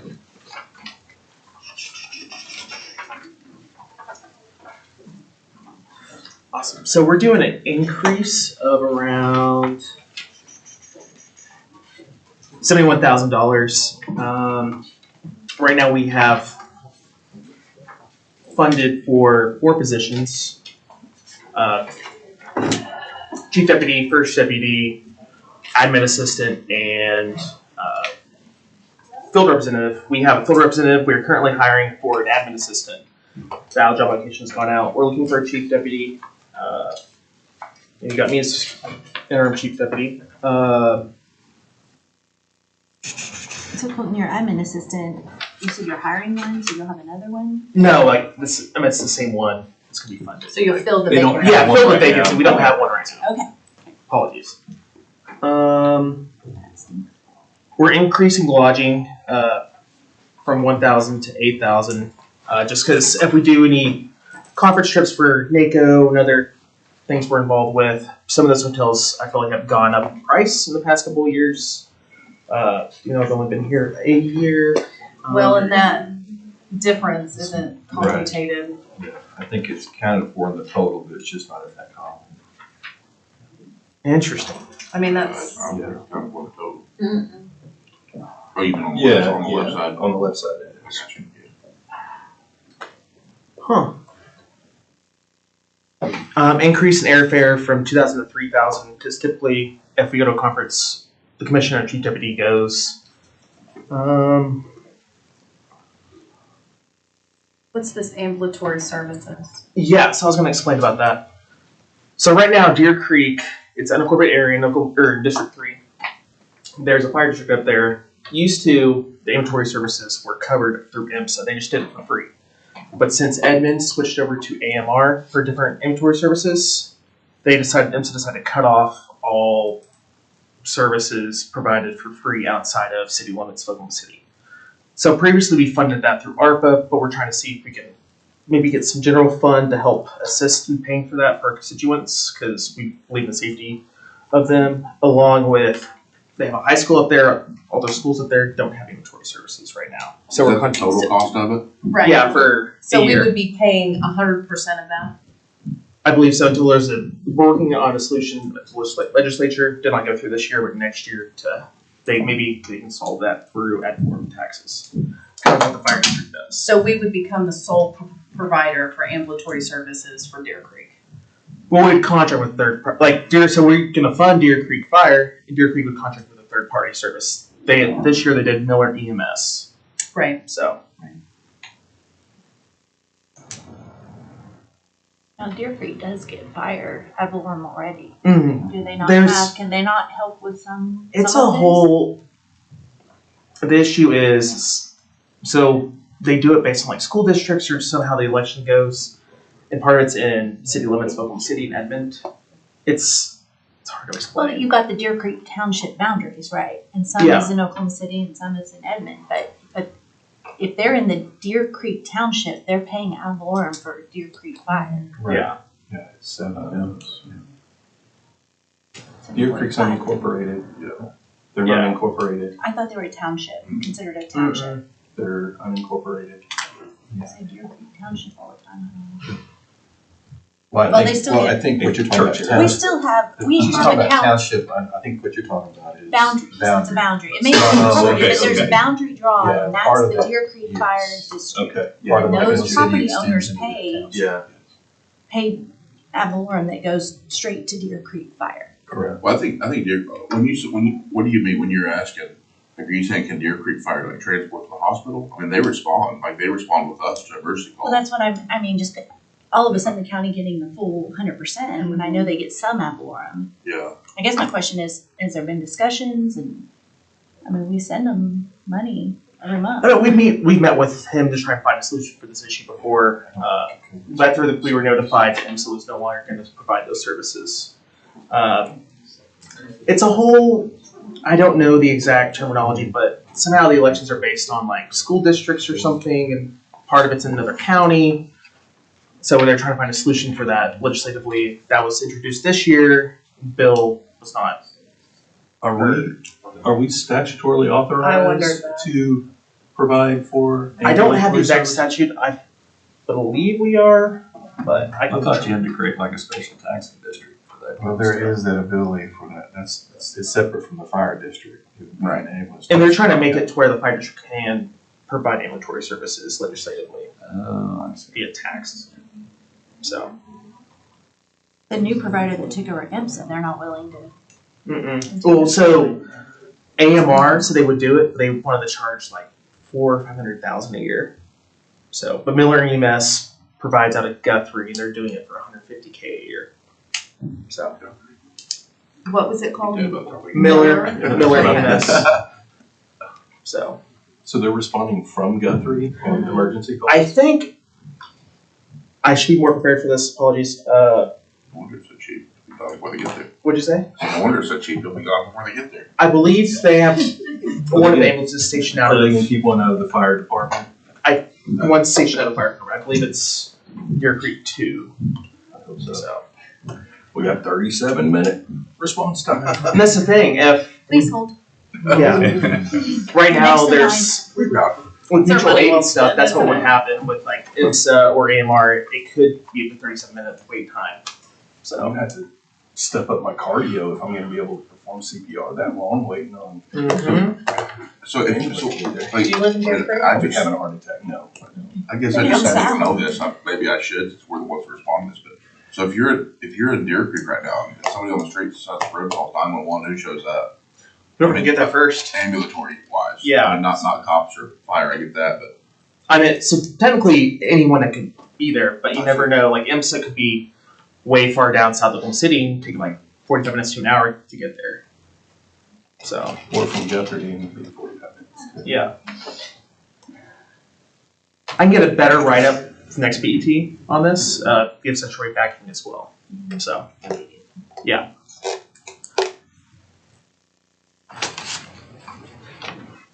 Honestly, I didn't know that I even realized that a government entity pays regulatory services. I thought it was on the backs of the consumer when you use it.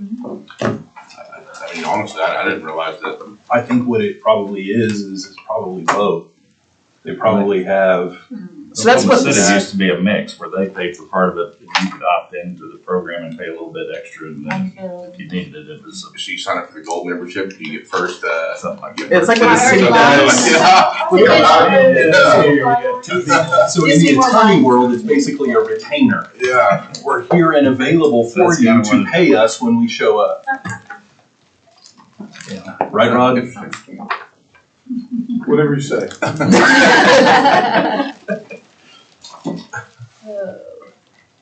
Well, Rod needs to go next then, if he's in a good mood. Yeah.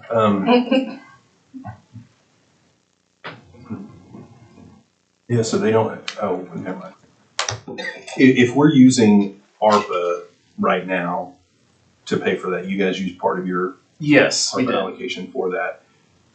Are you looking at, since you mentioned that you guys are looking at maybe a legislative fix, are you looking at utilizing more of your ARPA allocation to be able to continue in the same supportive role? We could, that's potential, yes.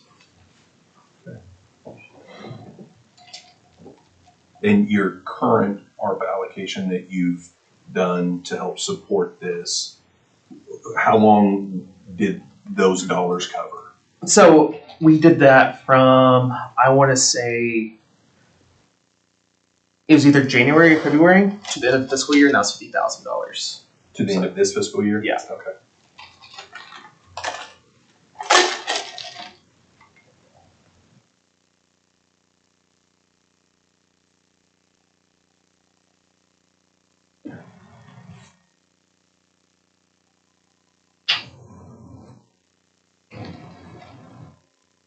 All right, any other questions? All right, seeing none, do we have a motion to receive the estimate of needs as presented by District 3? Do we need to make some updates to the whole? No. That was good. It was their formula errors in there, addition error. Yeah, it was, yeah, okay. Is there a motion to receive the District 3 highway cash estimate of needs? So moved. Second. Got a motion second, all in favor say aye. Aye. Any opposed? Okay, we'll come back on I'll fix those formulas. here. Okay. All right, county clerk. Do we have the?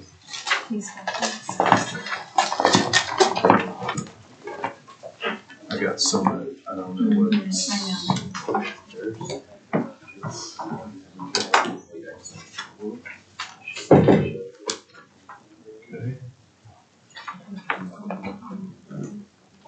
And then you should have, I've got county audit. right, county audit, then you should you have self-insurance and workers' comp as well. I think she had printed those out for us. We have those. What we don't have are your special revenue. Right, those are incomplete documents, so we'll have to present those to the next slide. Okay.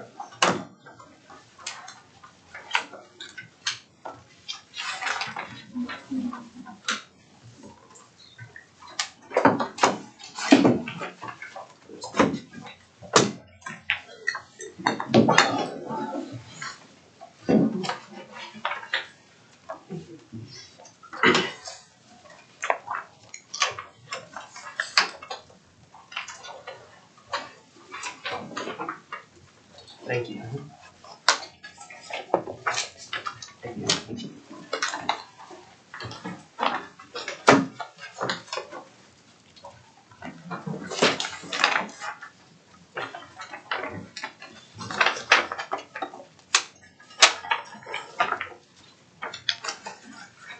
Okay.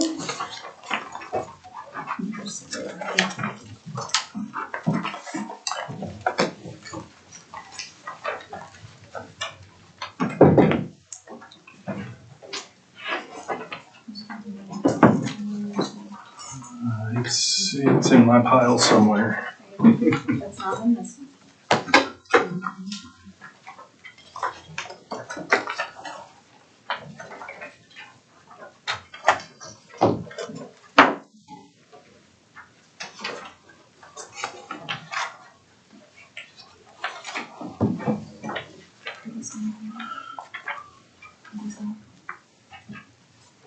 What was your question? Yes.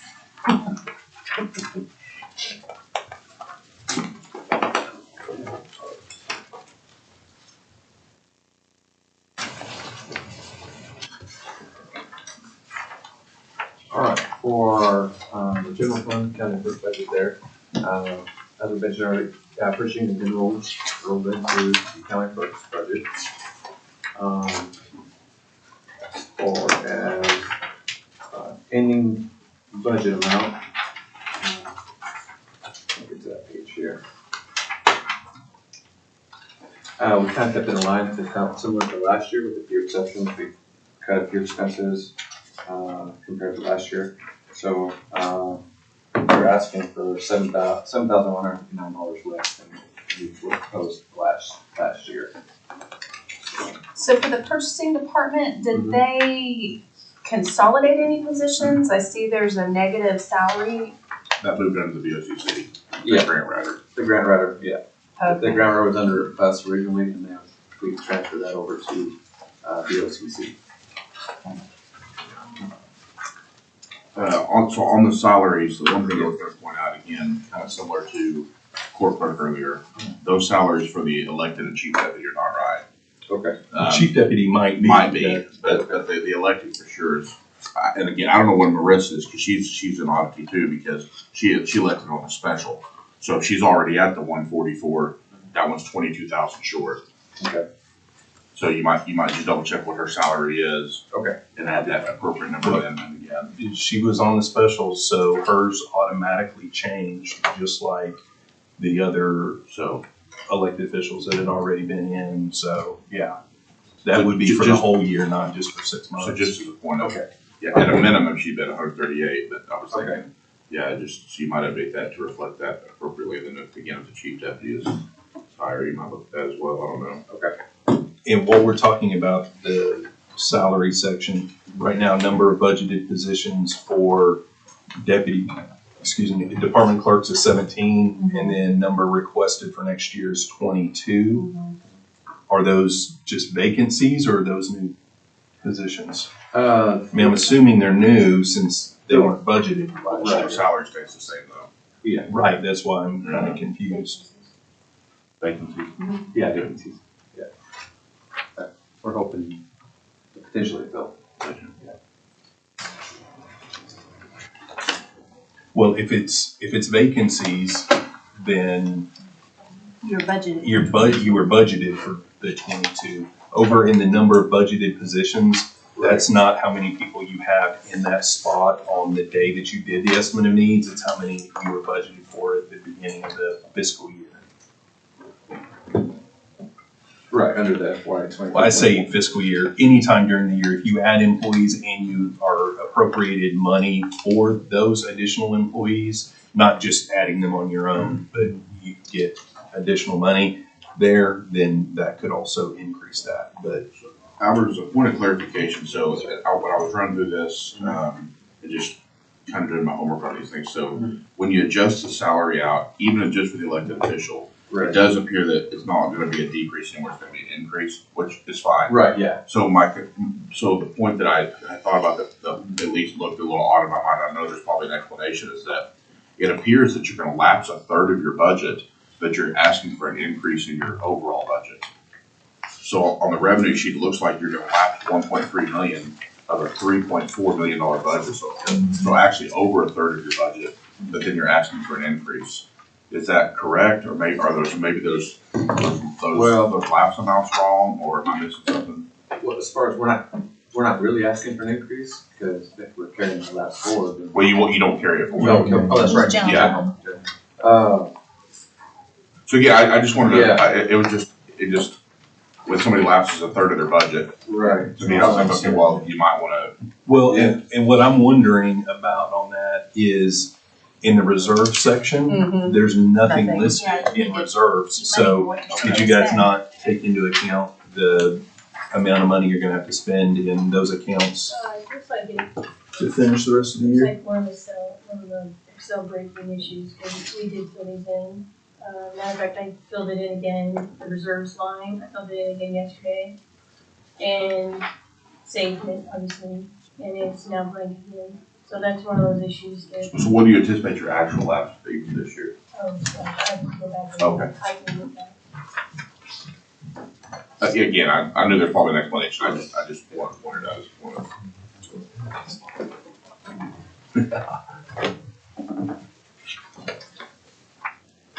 Do we know in M and O, this 10,800 that you're not carrying into the next budget, what that was allocated for?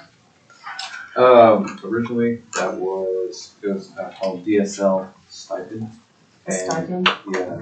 DSL stipend, what is that? Yeah, I don't know, we were gonna look into that some more. Did you just grab the line, or?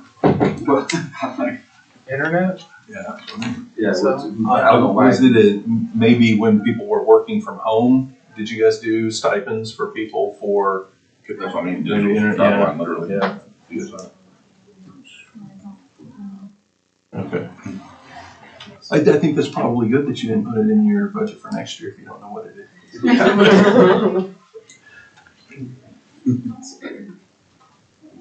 But yeah, we kind of went through and looked at each of our line items and made sure it was relevant to going forward. What's the forms modification? Delaware. Forms modification 54455.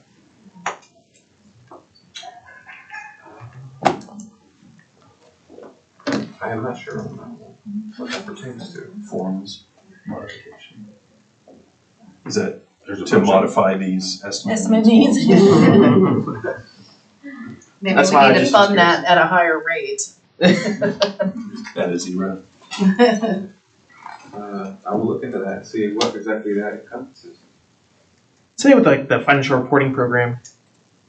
What I'm just curious, what is that? I believe that pertains to our outside financial review. Okay. I believe.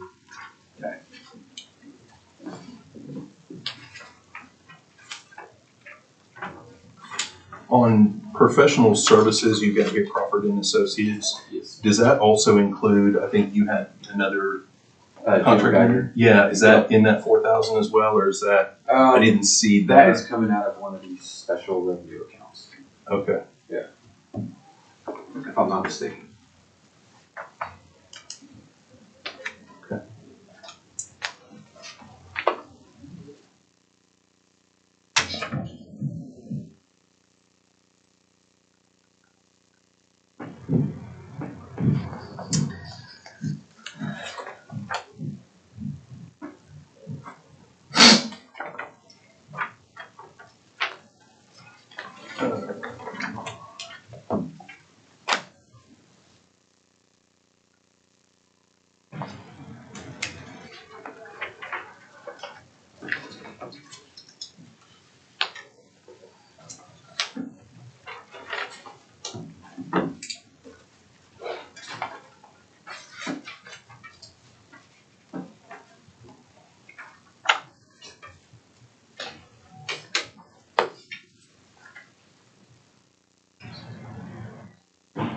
So just to note, that $60,000 decrease on the purchasing, that would be offset by the transfer into the commissioner's budget. Correct, yeah, that's the right side.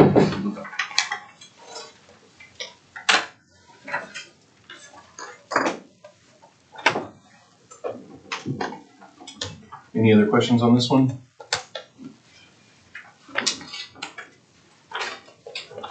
Okay, I think there's enough changes that we'll probably wait to receive until those come in. And if you would, check on that 17 number versus 22 on your positions. Okay. Because If they were just vacant, then I would think that that number would need to be 22 over there. Right. It does. It doesn't need to be Yeah. 22. I don't Okay. know why it wasn't. That's what it was showing last year, which was incorrect. Okay. Yeah, because it also wouldn't make sense that you would have 17 and be going to 22, but have the same amount of money to pay for 5 additional Right. employees. I mean, They just, even if you did restructure and change, some pay, I mean, 5 employees, it's a big difference. So I figured that it was just a typo. Excuse me. from last year's. All right. I guess excise and equalization is what you have. Yep.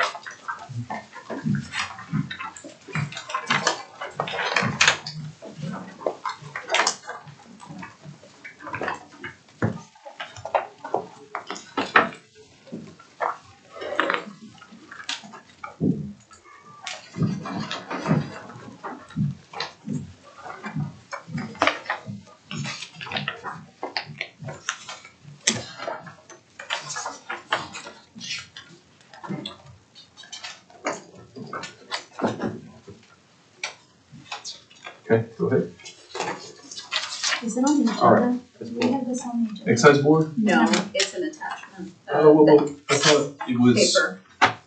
I think it But is it's not- on the agenda. It's listed on the agenda, yes, but the Under attachment county is not clerk. on the. That's fine. What number is it on the agenda? It's under county clerk, it's the same, It number is- 8. Yeah, number 8. Estimate of needs for county clerk, excise board, and county audit. But there's only one attachment. I got it. All right, as far as the excise and equalization board budget, pretty much kept it the same. The only exception was under mileage for travel. We increased that because we know the DOE's been meeting here more frequent. Any questions on that one? If not, let's go to county audit.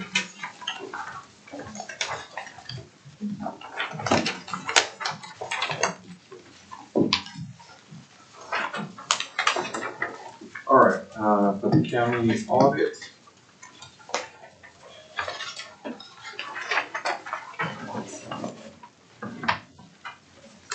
And this one's just the statutory percentage. Right, yeah, that, which is the 1/10 mil annual ad valorem levy upon the total, net total assessed valuation in the county.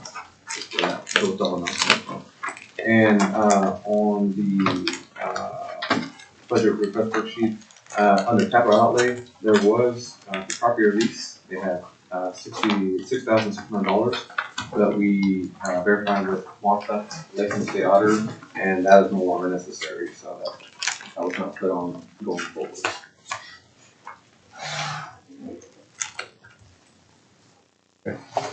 Well, this is just the percentage of the ad valorem, and it'll change September.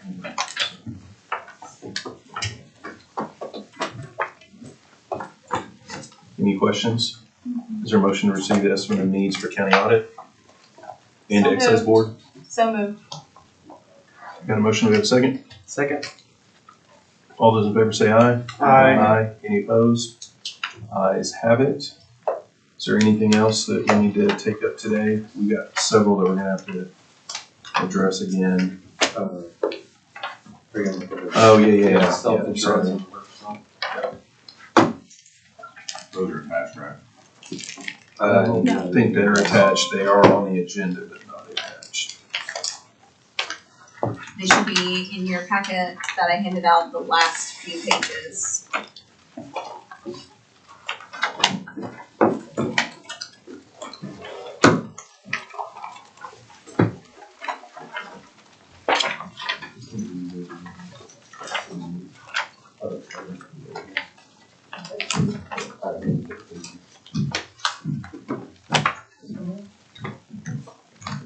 Yes.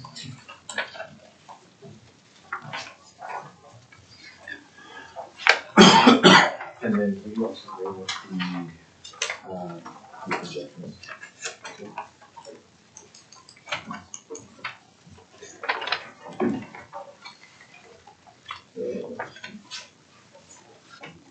That's it.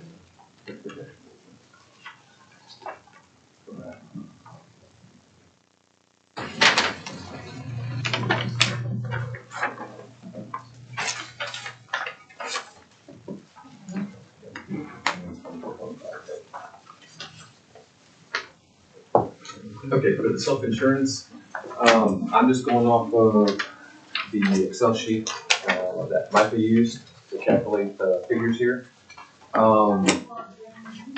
As of your March 31st, 23-24, here's your actuals. As far as transfers, there were $708,000 for transfers. And then, of course, your beginning balance was $497, $372. On your expenses, those are as of March 31st. You have $21,500 in tort claiming settlements, and as far as your deposition services, you have $194,233, for a total of $215,733 for your expenses total there. Now, as far as the FY 24-25 projections column, the last column there,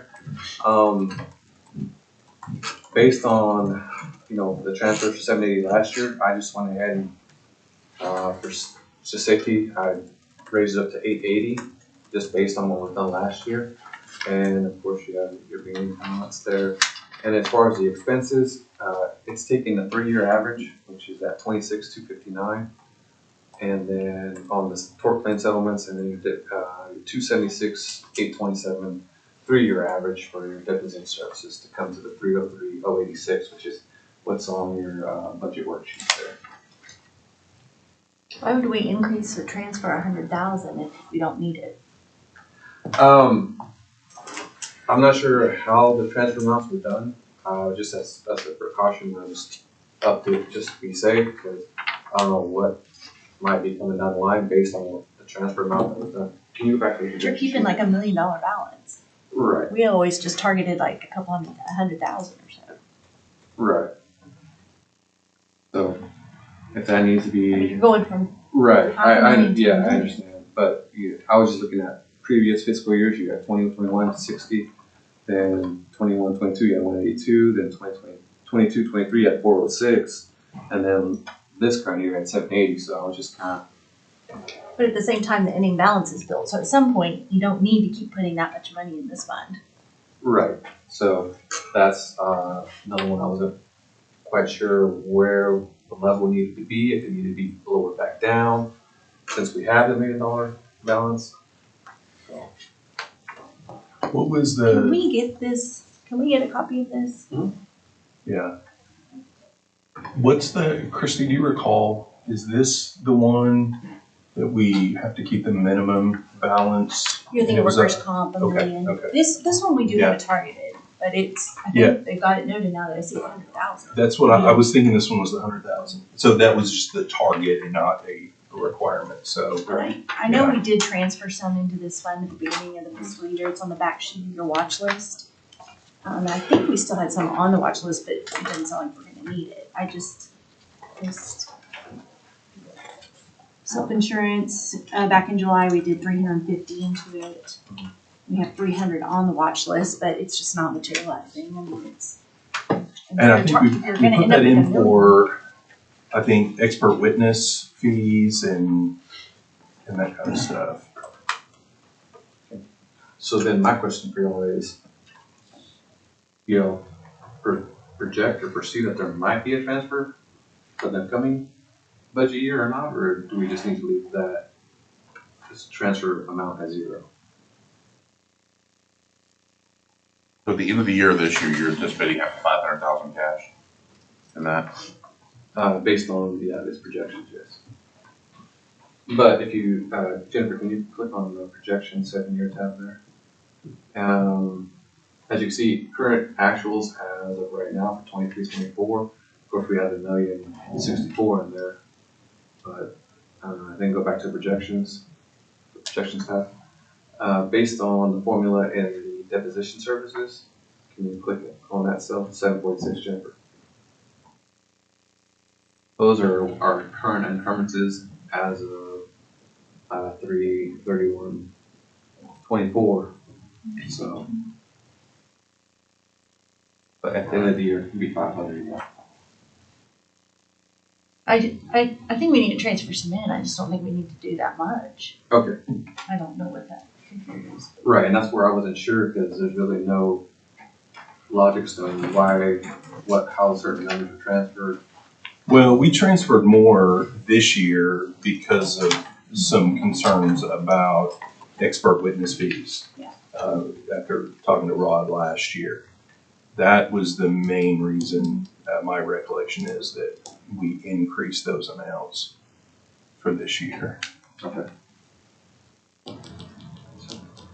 So my similar logic as well, but since it was so much last year, just to be safe, up it a little more. But if you guys don't think that's necessarily, we need to be brought back to a lower amount.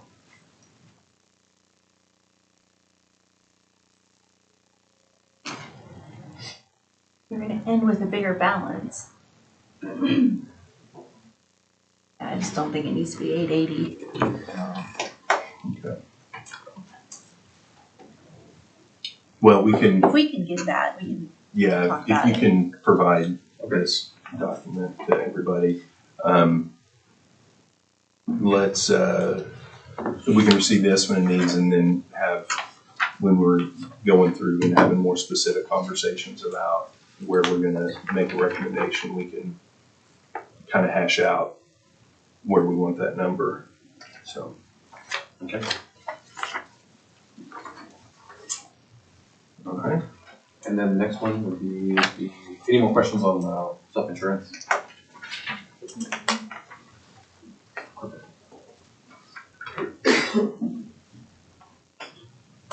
All right, on the workers' comp, if you'll go back to that projection folder, or the workers' comp projections.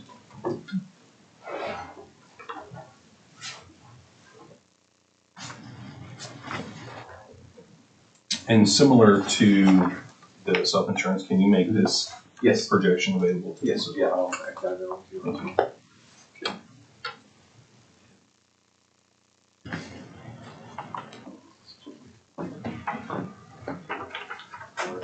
And then same style format as far as the transfer amount, for the 24-25 projection year. I was just going across from what was done last year, 715. Once again, I don't know how that number came up with last year. But just going on the recent trends from 21, 22, 23, kind of been, goes up and down.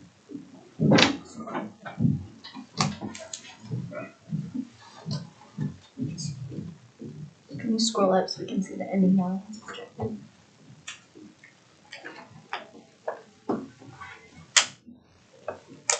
So that bottom line, we would target 1 million. Mm-hmm. And then we would always kind of back into the transfer, like you project everything, and then you would say, okay, we want 1 million, so that looks like it.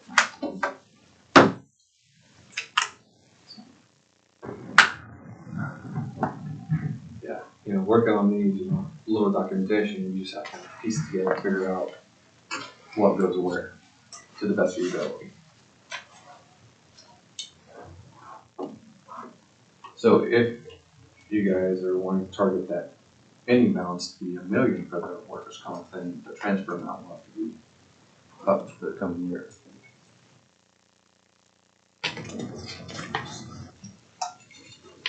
Where did on your claims for your 24-25 projections, you've got 350,000 and the actual so far this year Is 170. is 170 and you're projecting 227. I'm assuming that's adding the few months left in the fiscal year beyond the actuals. Did you talk to like health and safety or whatever and figure out that we've got a bunch of additional claims coming on that's gonna necessitate the additional 130,000? No, I was just using what was used for last year, 350 amount. What was projected for 23, 24 projections, I just moved it there, but, if I need to speak with health and safety to kind of get a more generalized number, I will, as far as that goes. Well, I think a conversation with them would be helpful, and then also just, you've got 2021, 21, 22, 22, 23 on here, and then this year, we could just run an average as well and see what we're averaging each year.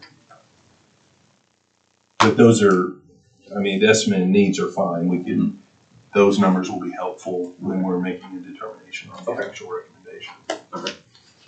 This one, we can always just put the difference, do the lower transfer for July 1 and put it on the watch list. We can up the transfer in September. We'll know more the ending balance.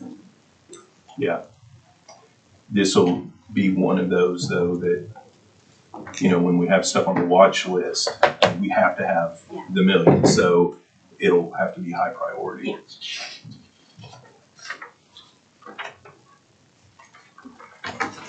All right. And we do not have employee, or not employee, but the benefits one, right? Mine's not matching that. 589. Yeah. That's not what Yeah, that's not either. we have on our handout. Yeah, we got 622, 736. And then 492, 795.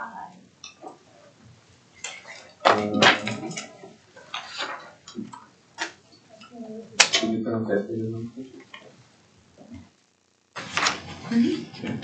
But the 622, 736 that's on here matches this one. Right.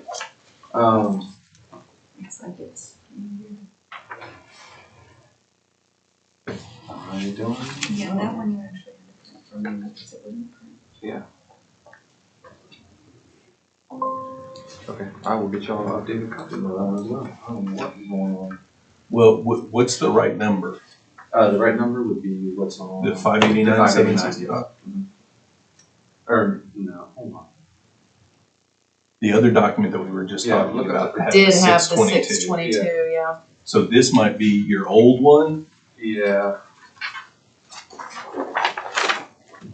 Alright, let's, we got a bunch that we have to re-receive, so if you would just verify whether, and then we can receive the workers' comp later. The benefits one is not done yet, is that correct? That's correct, yeah, I'm waiting on John to get clarifications on what he projects the 24, 25 Okay. amounts will be. Okay. Alright, well, let's go ahead and get a motion on the self-insurance estimate of need. Motion on self-insurance estimate. Second? We got a motion and a second to receive the estimate of needs for self-insurance. All those in favor say aye. Aye. Any opposed? Ayes have it. We've got a bunch that we'll need to come back and visit. Just procedurally, and then, of course, having more in-depth conversations. I apologize if I missed it when I stepped out. Are we still waiting on the special revenues then? Yes. Yeah. Do you know when you'll have those done? Hopefully by tomorrow afternoon. Okay. Okay,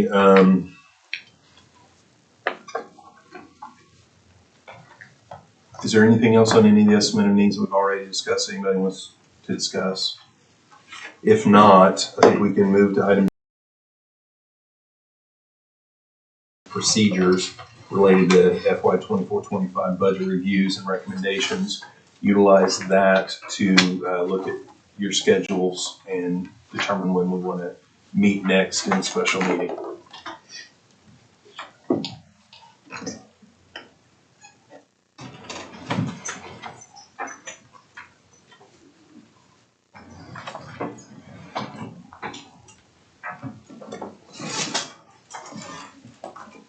I mean, I'm open anytime next week, so.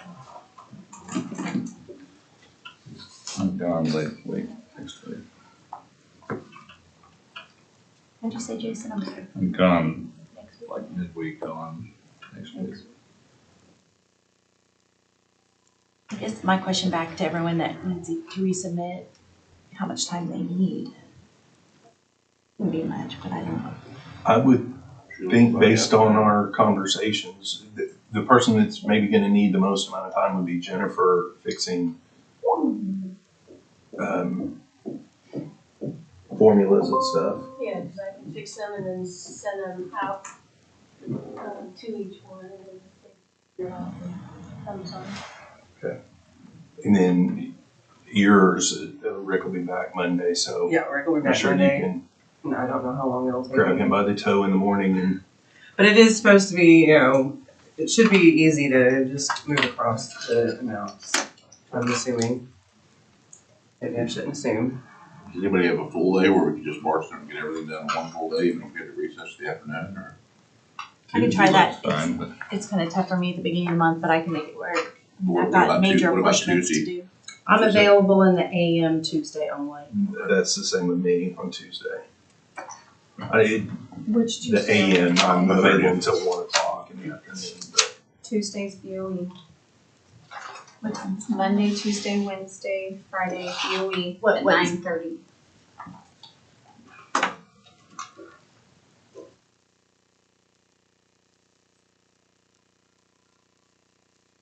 how long do they go? They can last 11, 12 o'clock. I mean, it just kind of depends on what all they're hearing that day.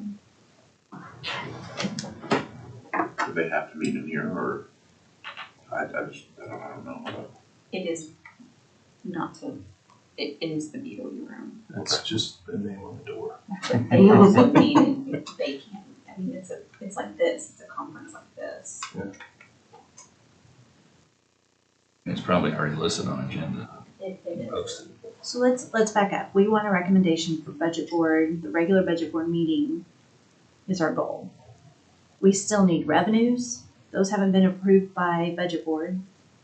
We still need everything that we said we'd resubmit. Do we need a little more time? Or if we're keeping a flat budget, maybe we can work faster and give everyone a little more time.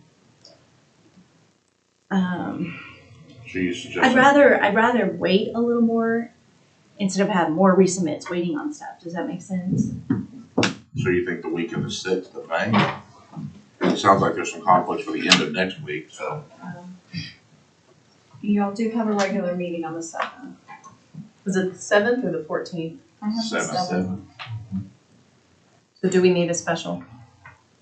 It falls on the 7th because the way budget board falls. Yeah, it's always the week before. Sometimes it's the first Tuesday. Sometimes. Budget board's technically the middle Thursday this time, so We're shooting for the 17th.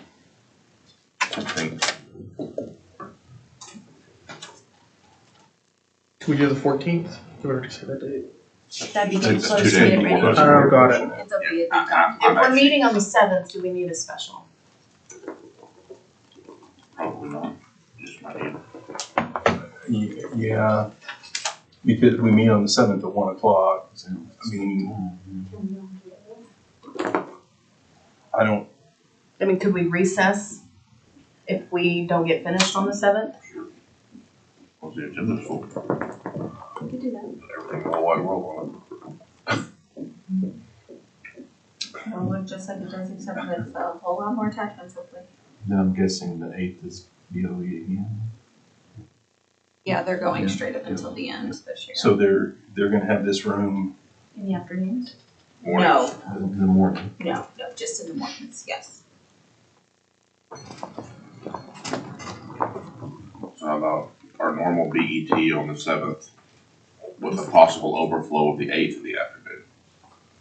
If y'all aren't opposed to it, I know you like the table set up, we can get you in the county clerk conference center. I know that's not it's too preferred. tight. It's too tight, especially if we have people here. I mean, I would prefer, if we were gonna do anything other than in here, I would prefer the BOCC executive session room, because you have a little bit more, but that's still kind of tight. I mean, Christie, if you think that's how I'm pushing up, I don't care, I'm not, I was just thinking giving enough gap between when we finished versus when budget board goes for the county clerk, not necessarily for me. Because I know historically Danny's always said, I need time for budget board. Yeah, So if you think that's enough time, I mean. I think as long as, 7th and 8th. does anybody have issues with Tuesday, Wednesday, Thursday, Friday afternoons next week? Yeah, he does. Jason can't, he's. Or no, I'm sorry, not that's next week, next the week of the The week of 6th. the 7th, 8th, 9th. That's what you're talking about. 7th, 8th, 9th, and 10th. Yeah, I think the 10th I'm gone, but okay. that's Mother's Day weekend. Court services is scheduled at Thank you. 1:30 on the 9th. I They think won't it have a is. quorum. It is. Take care of your mama. She said court services is scheduled here at whatever time, and I said they don't have a Well, quorum. I won't be available on the 10th, but Yeah, I won't either. surely we won't need I was to just have that kidding. many days. So that's. I know, I was just, Okay. what I was kind of getting at is if we wait and just have everything on our regular meeting on the 7th, and then we have the option of everybody kind of leaving our schedules open that Wednesday and Thursday afternoon, hopefully we don't need any of that, but just in case, to be able to recess the meeting on the 7th to the 8th, and then to the 9th if necessary, hopefully not. That works for me. Does that work? Okay. Then I will have, I'll request Cassie to post a meeting for, well, is there a motion to schedule our next, oh, we don't need that. We already have that meeting scheduled. I'm sorry. So We just need to make sure it has recess on it. And they all do, Okay. yes, they all do. Yeah. We'll need to make sure that we have all of our estimated needs stuff on that agenda. So all of the, if we have, all of the estimated needs have been presented, sans your special revenue accounts and employee benefits. So we'll need an agenda item for those specifically. We have an agenda item usually that's standing to discuss any estimate of needs that have already been presented. So everything else can be discussed under that agenda item. Those, since we've not discussed, wouldn't be able to, so let's be sure that we have those on there, and then, We've got to have an agenda item for our sources of revenue. Yeah. The revenue side. I mean, we don't know how much money we have, so we can't really make a recommendation. alrighty. So, revenue, and then we'll get together if we need to, so. All right, citizens, any citizens here wishing to participate? Seeing none, board comments, District 2, No, thanks. Clerk, District 3, Treasurer, Nope. Court Clerk? No. Assessor? Nope. Sheriff? None. None from me. Is there a motion to adjourn? Okay, thank you. Got a motion and a second to adjourn. All those in favor say aye. First day, aye. Any opposed? Ayes have Yeah, it. he's been. Thanks, guys. Brandy, great suggestion. I just got a pee, I need to get out of here. And everybody else is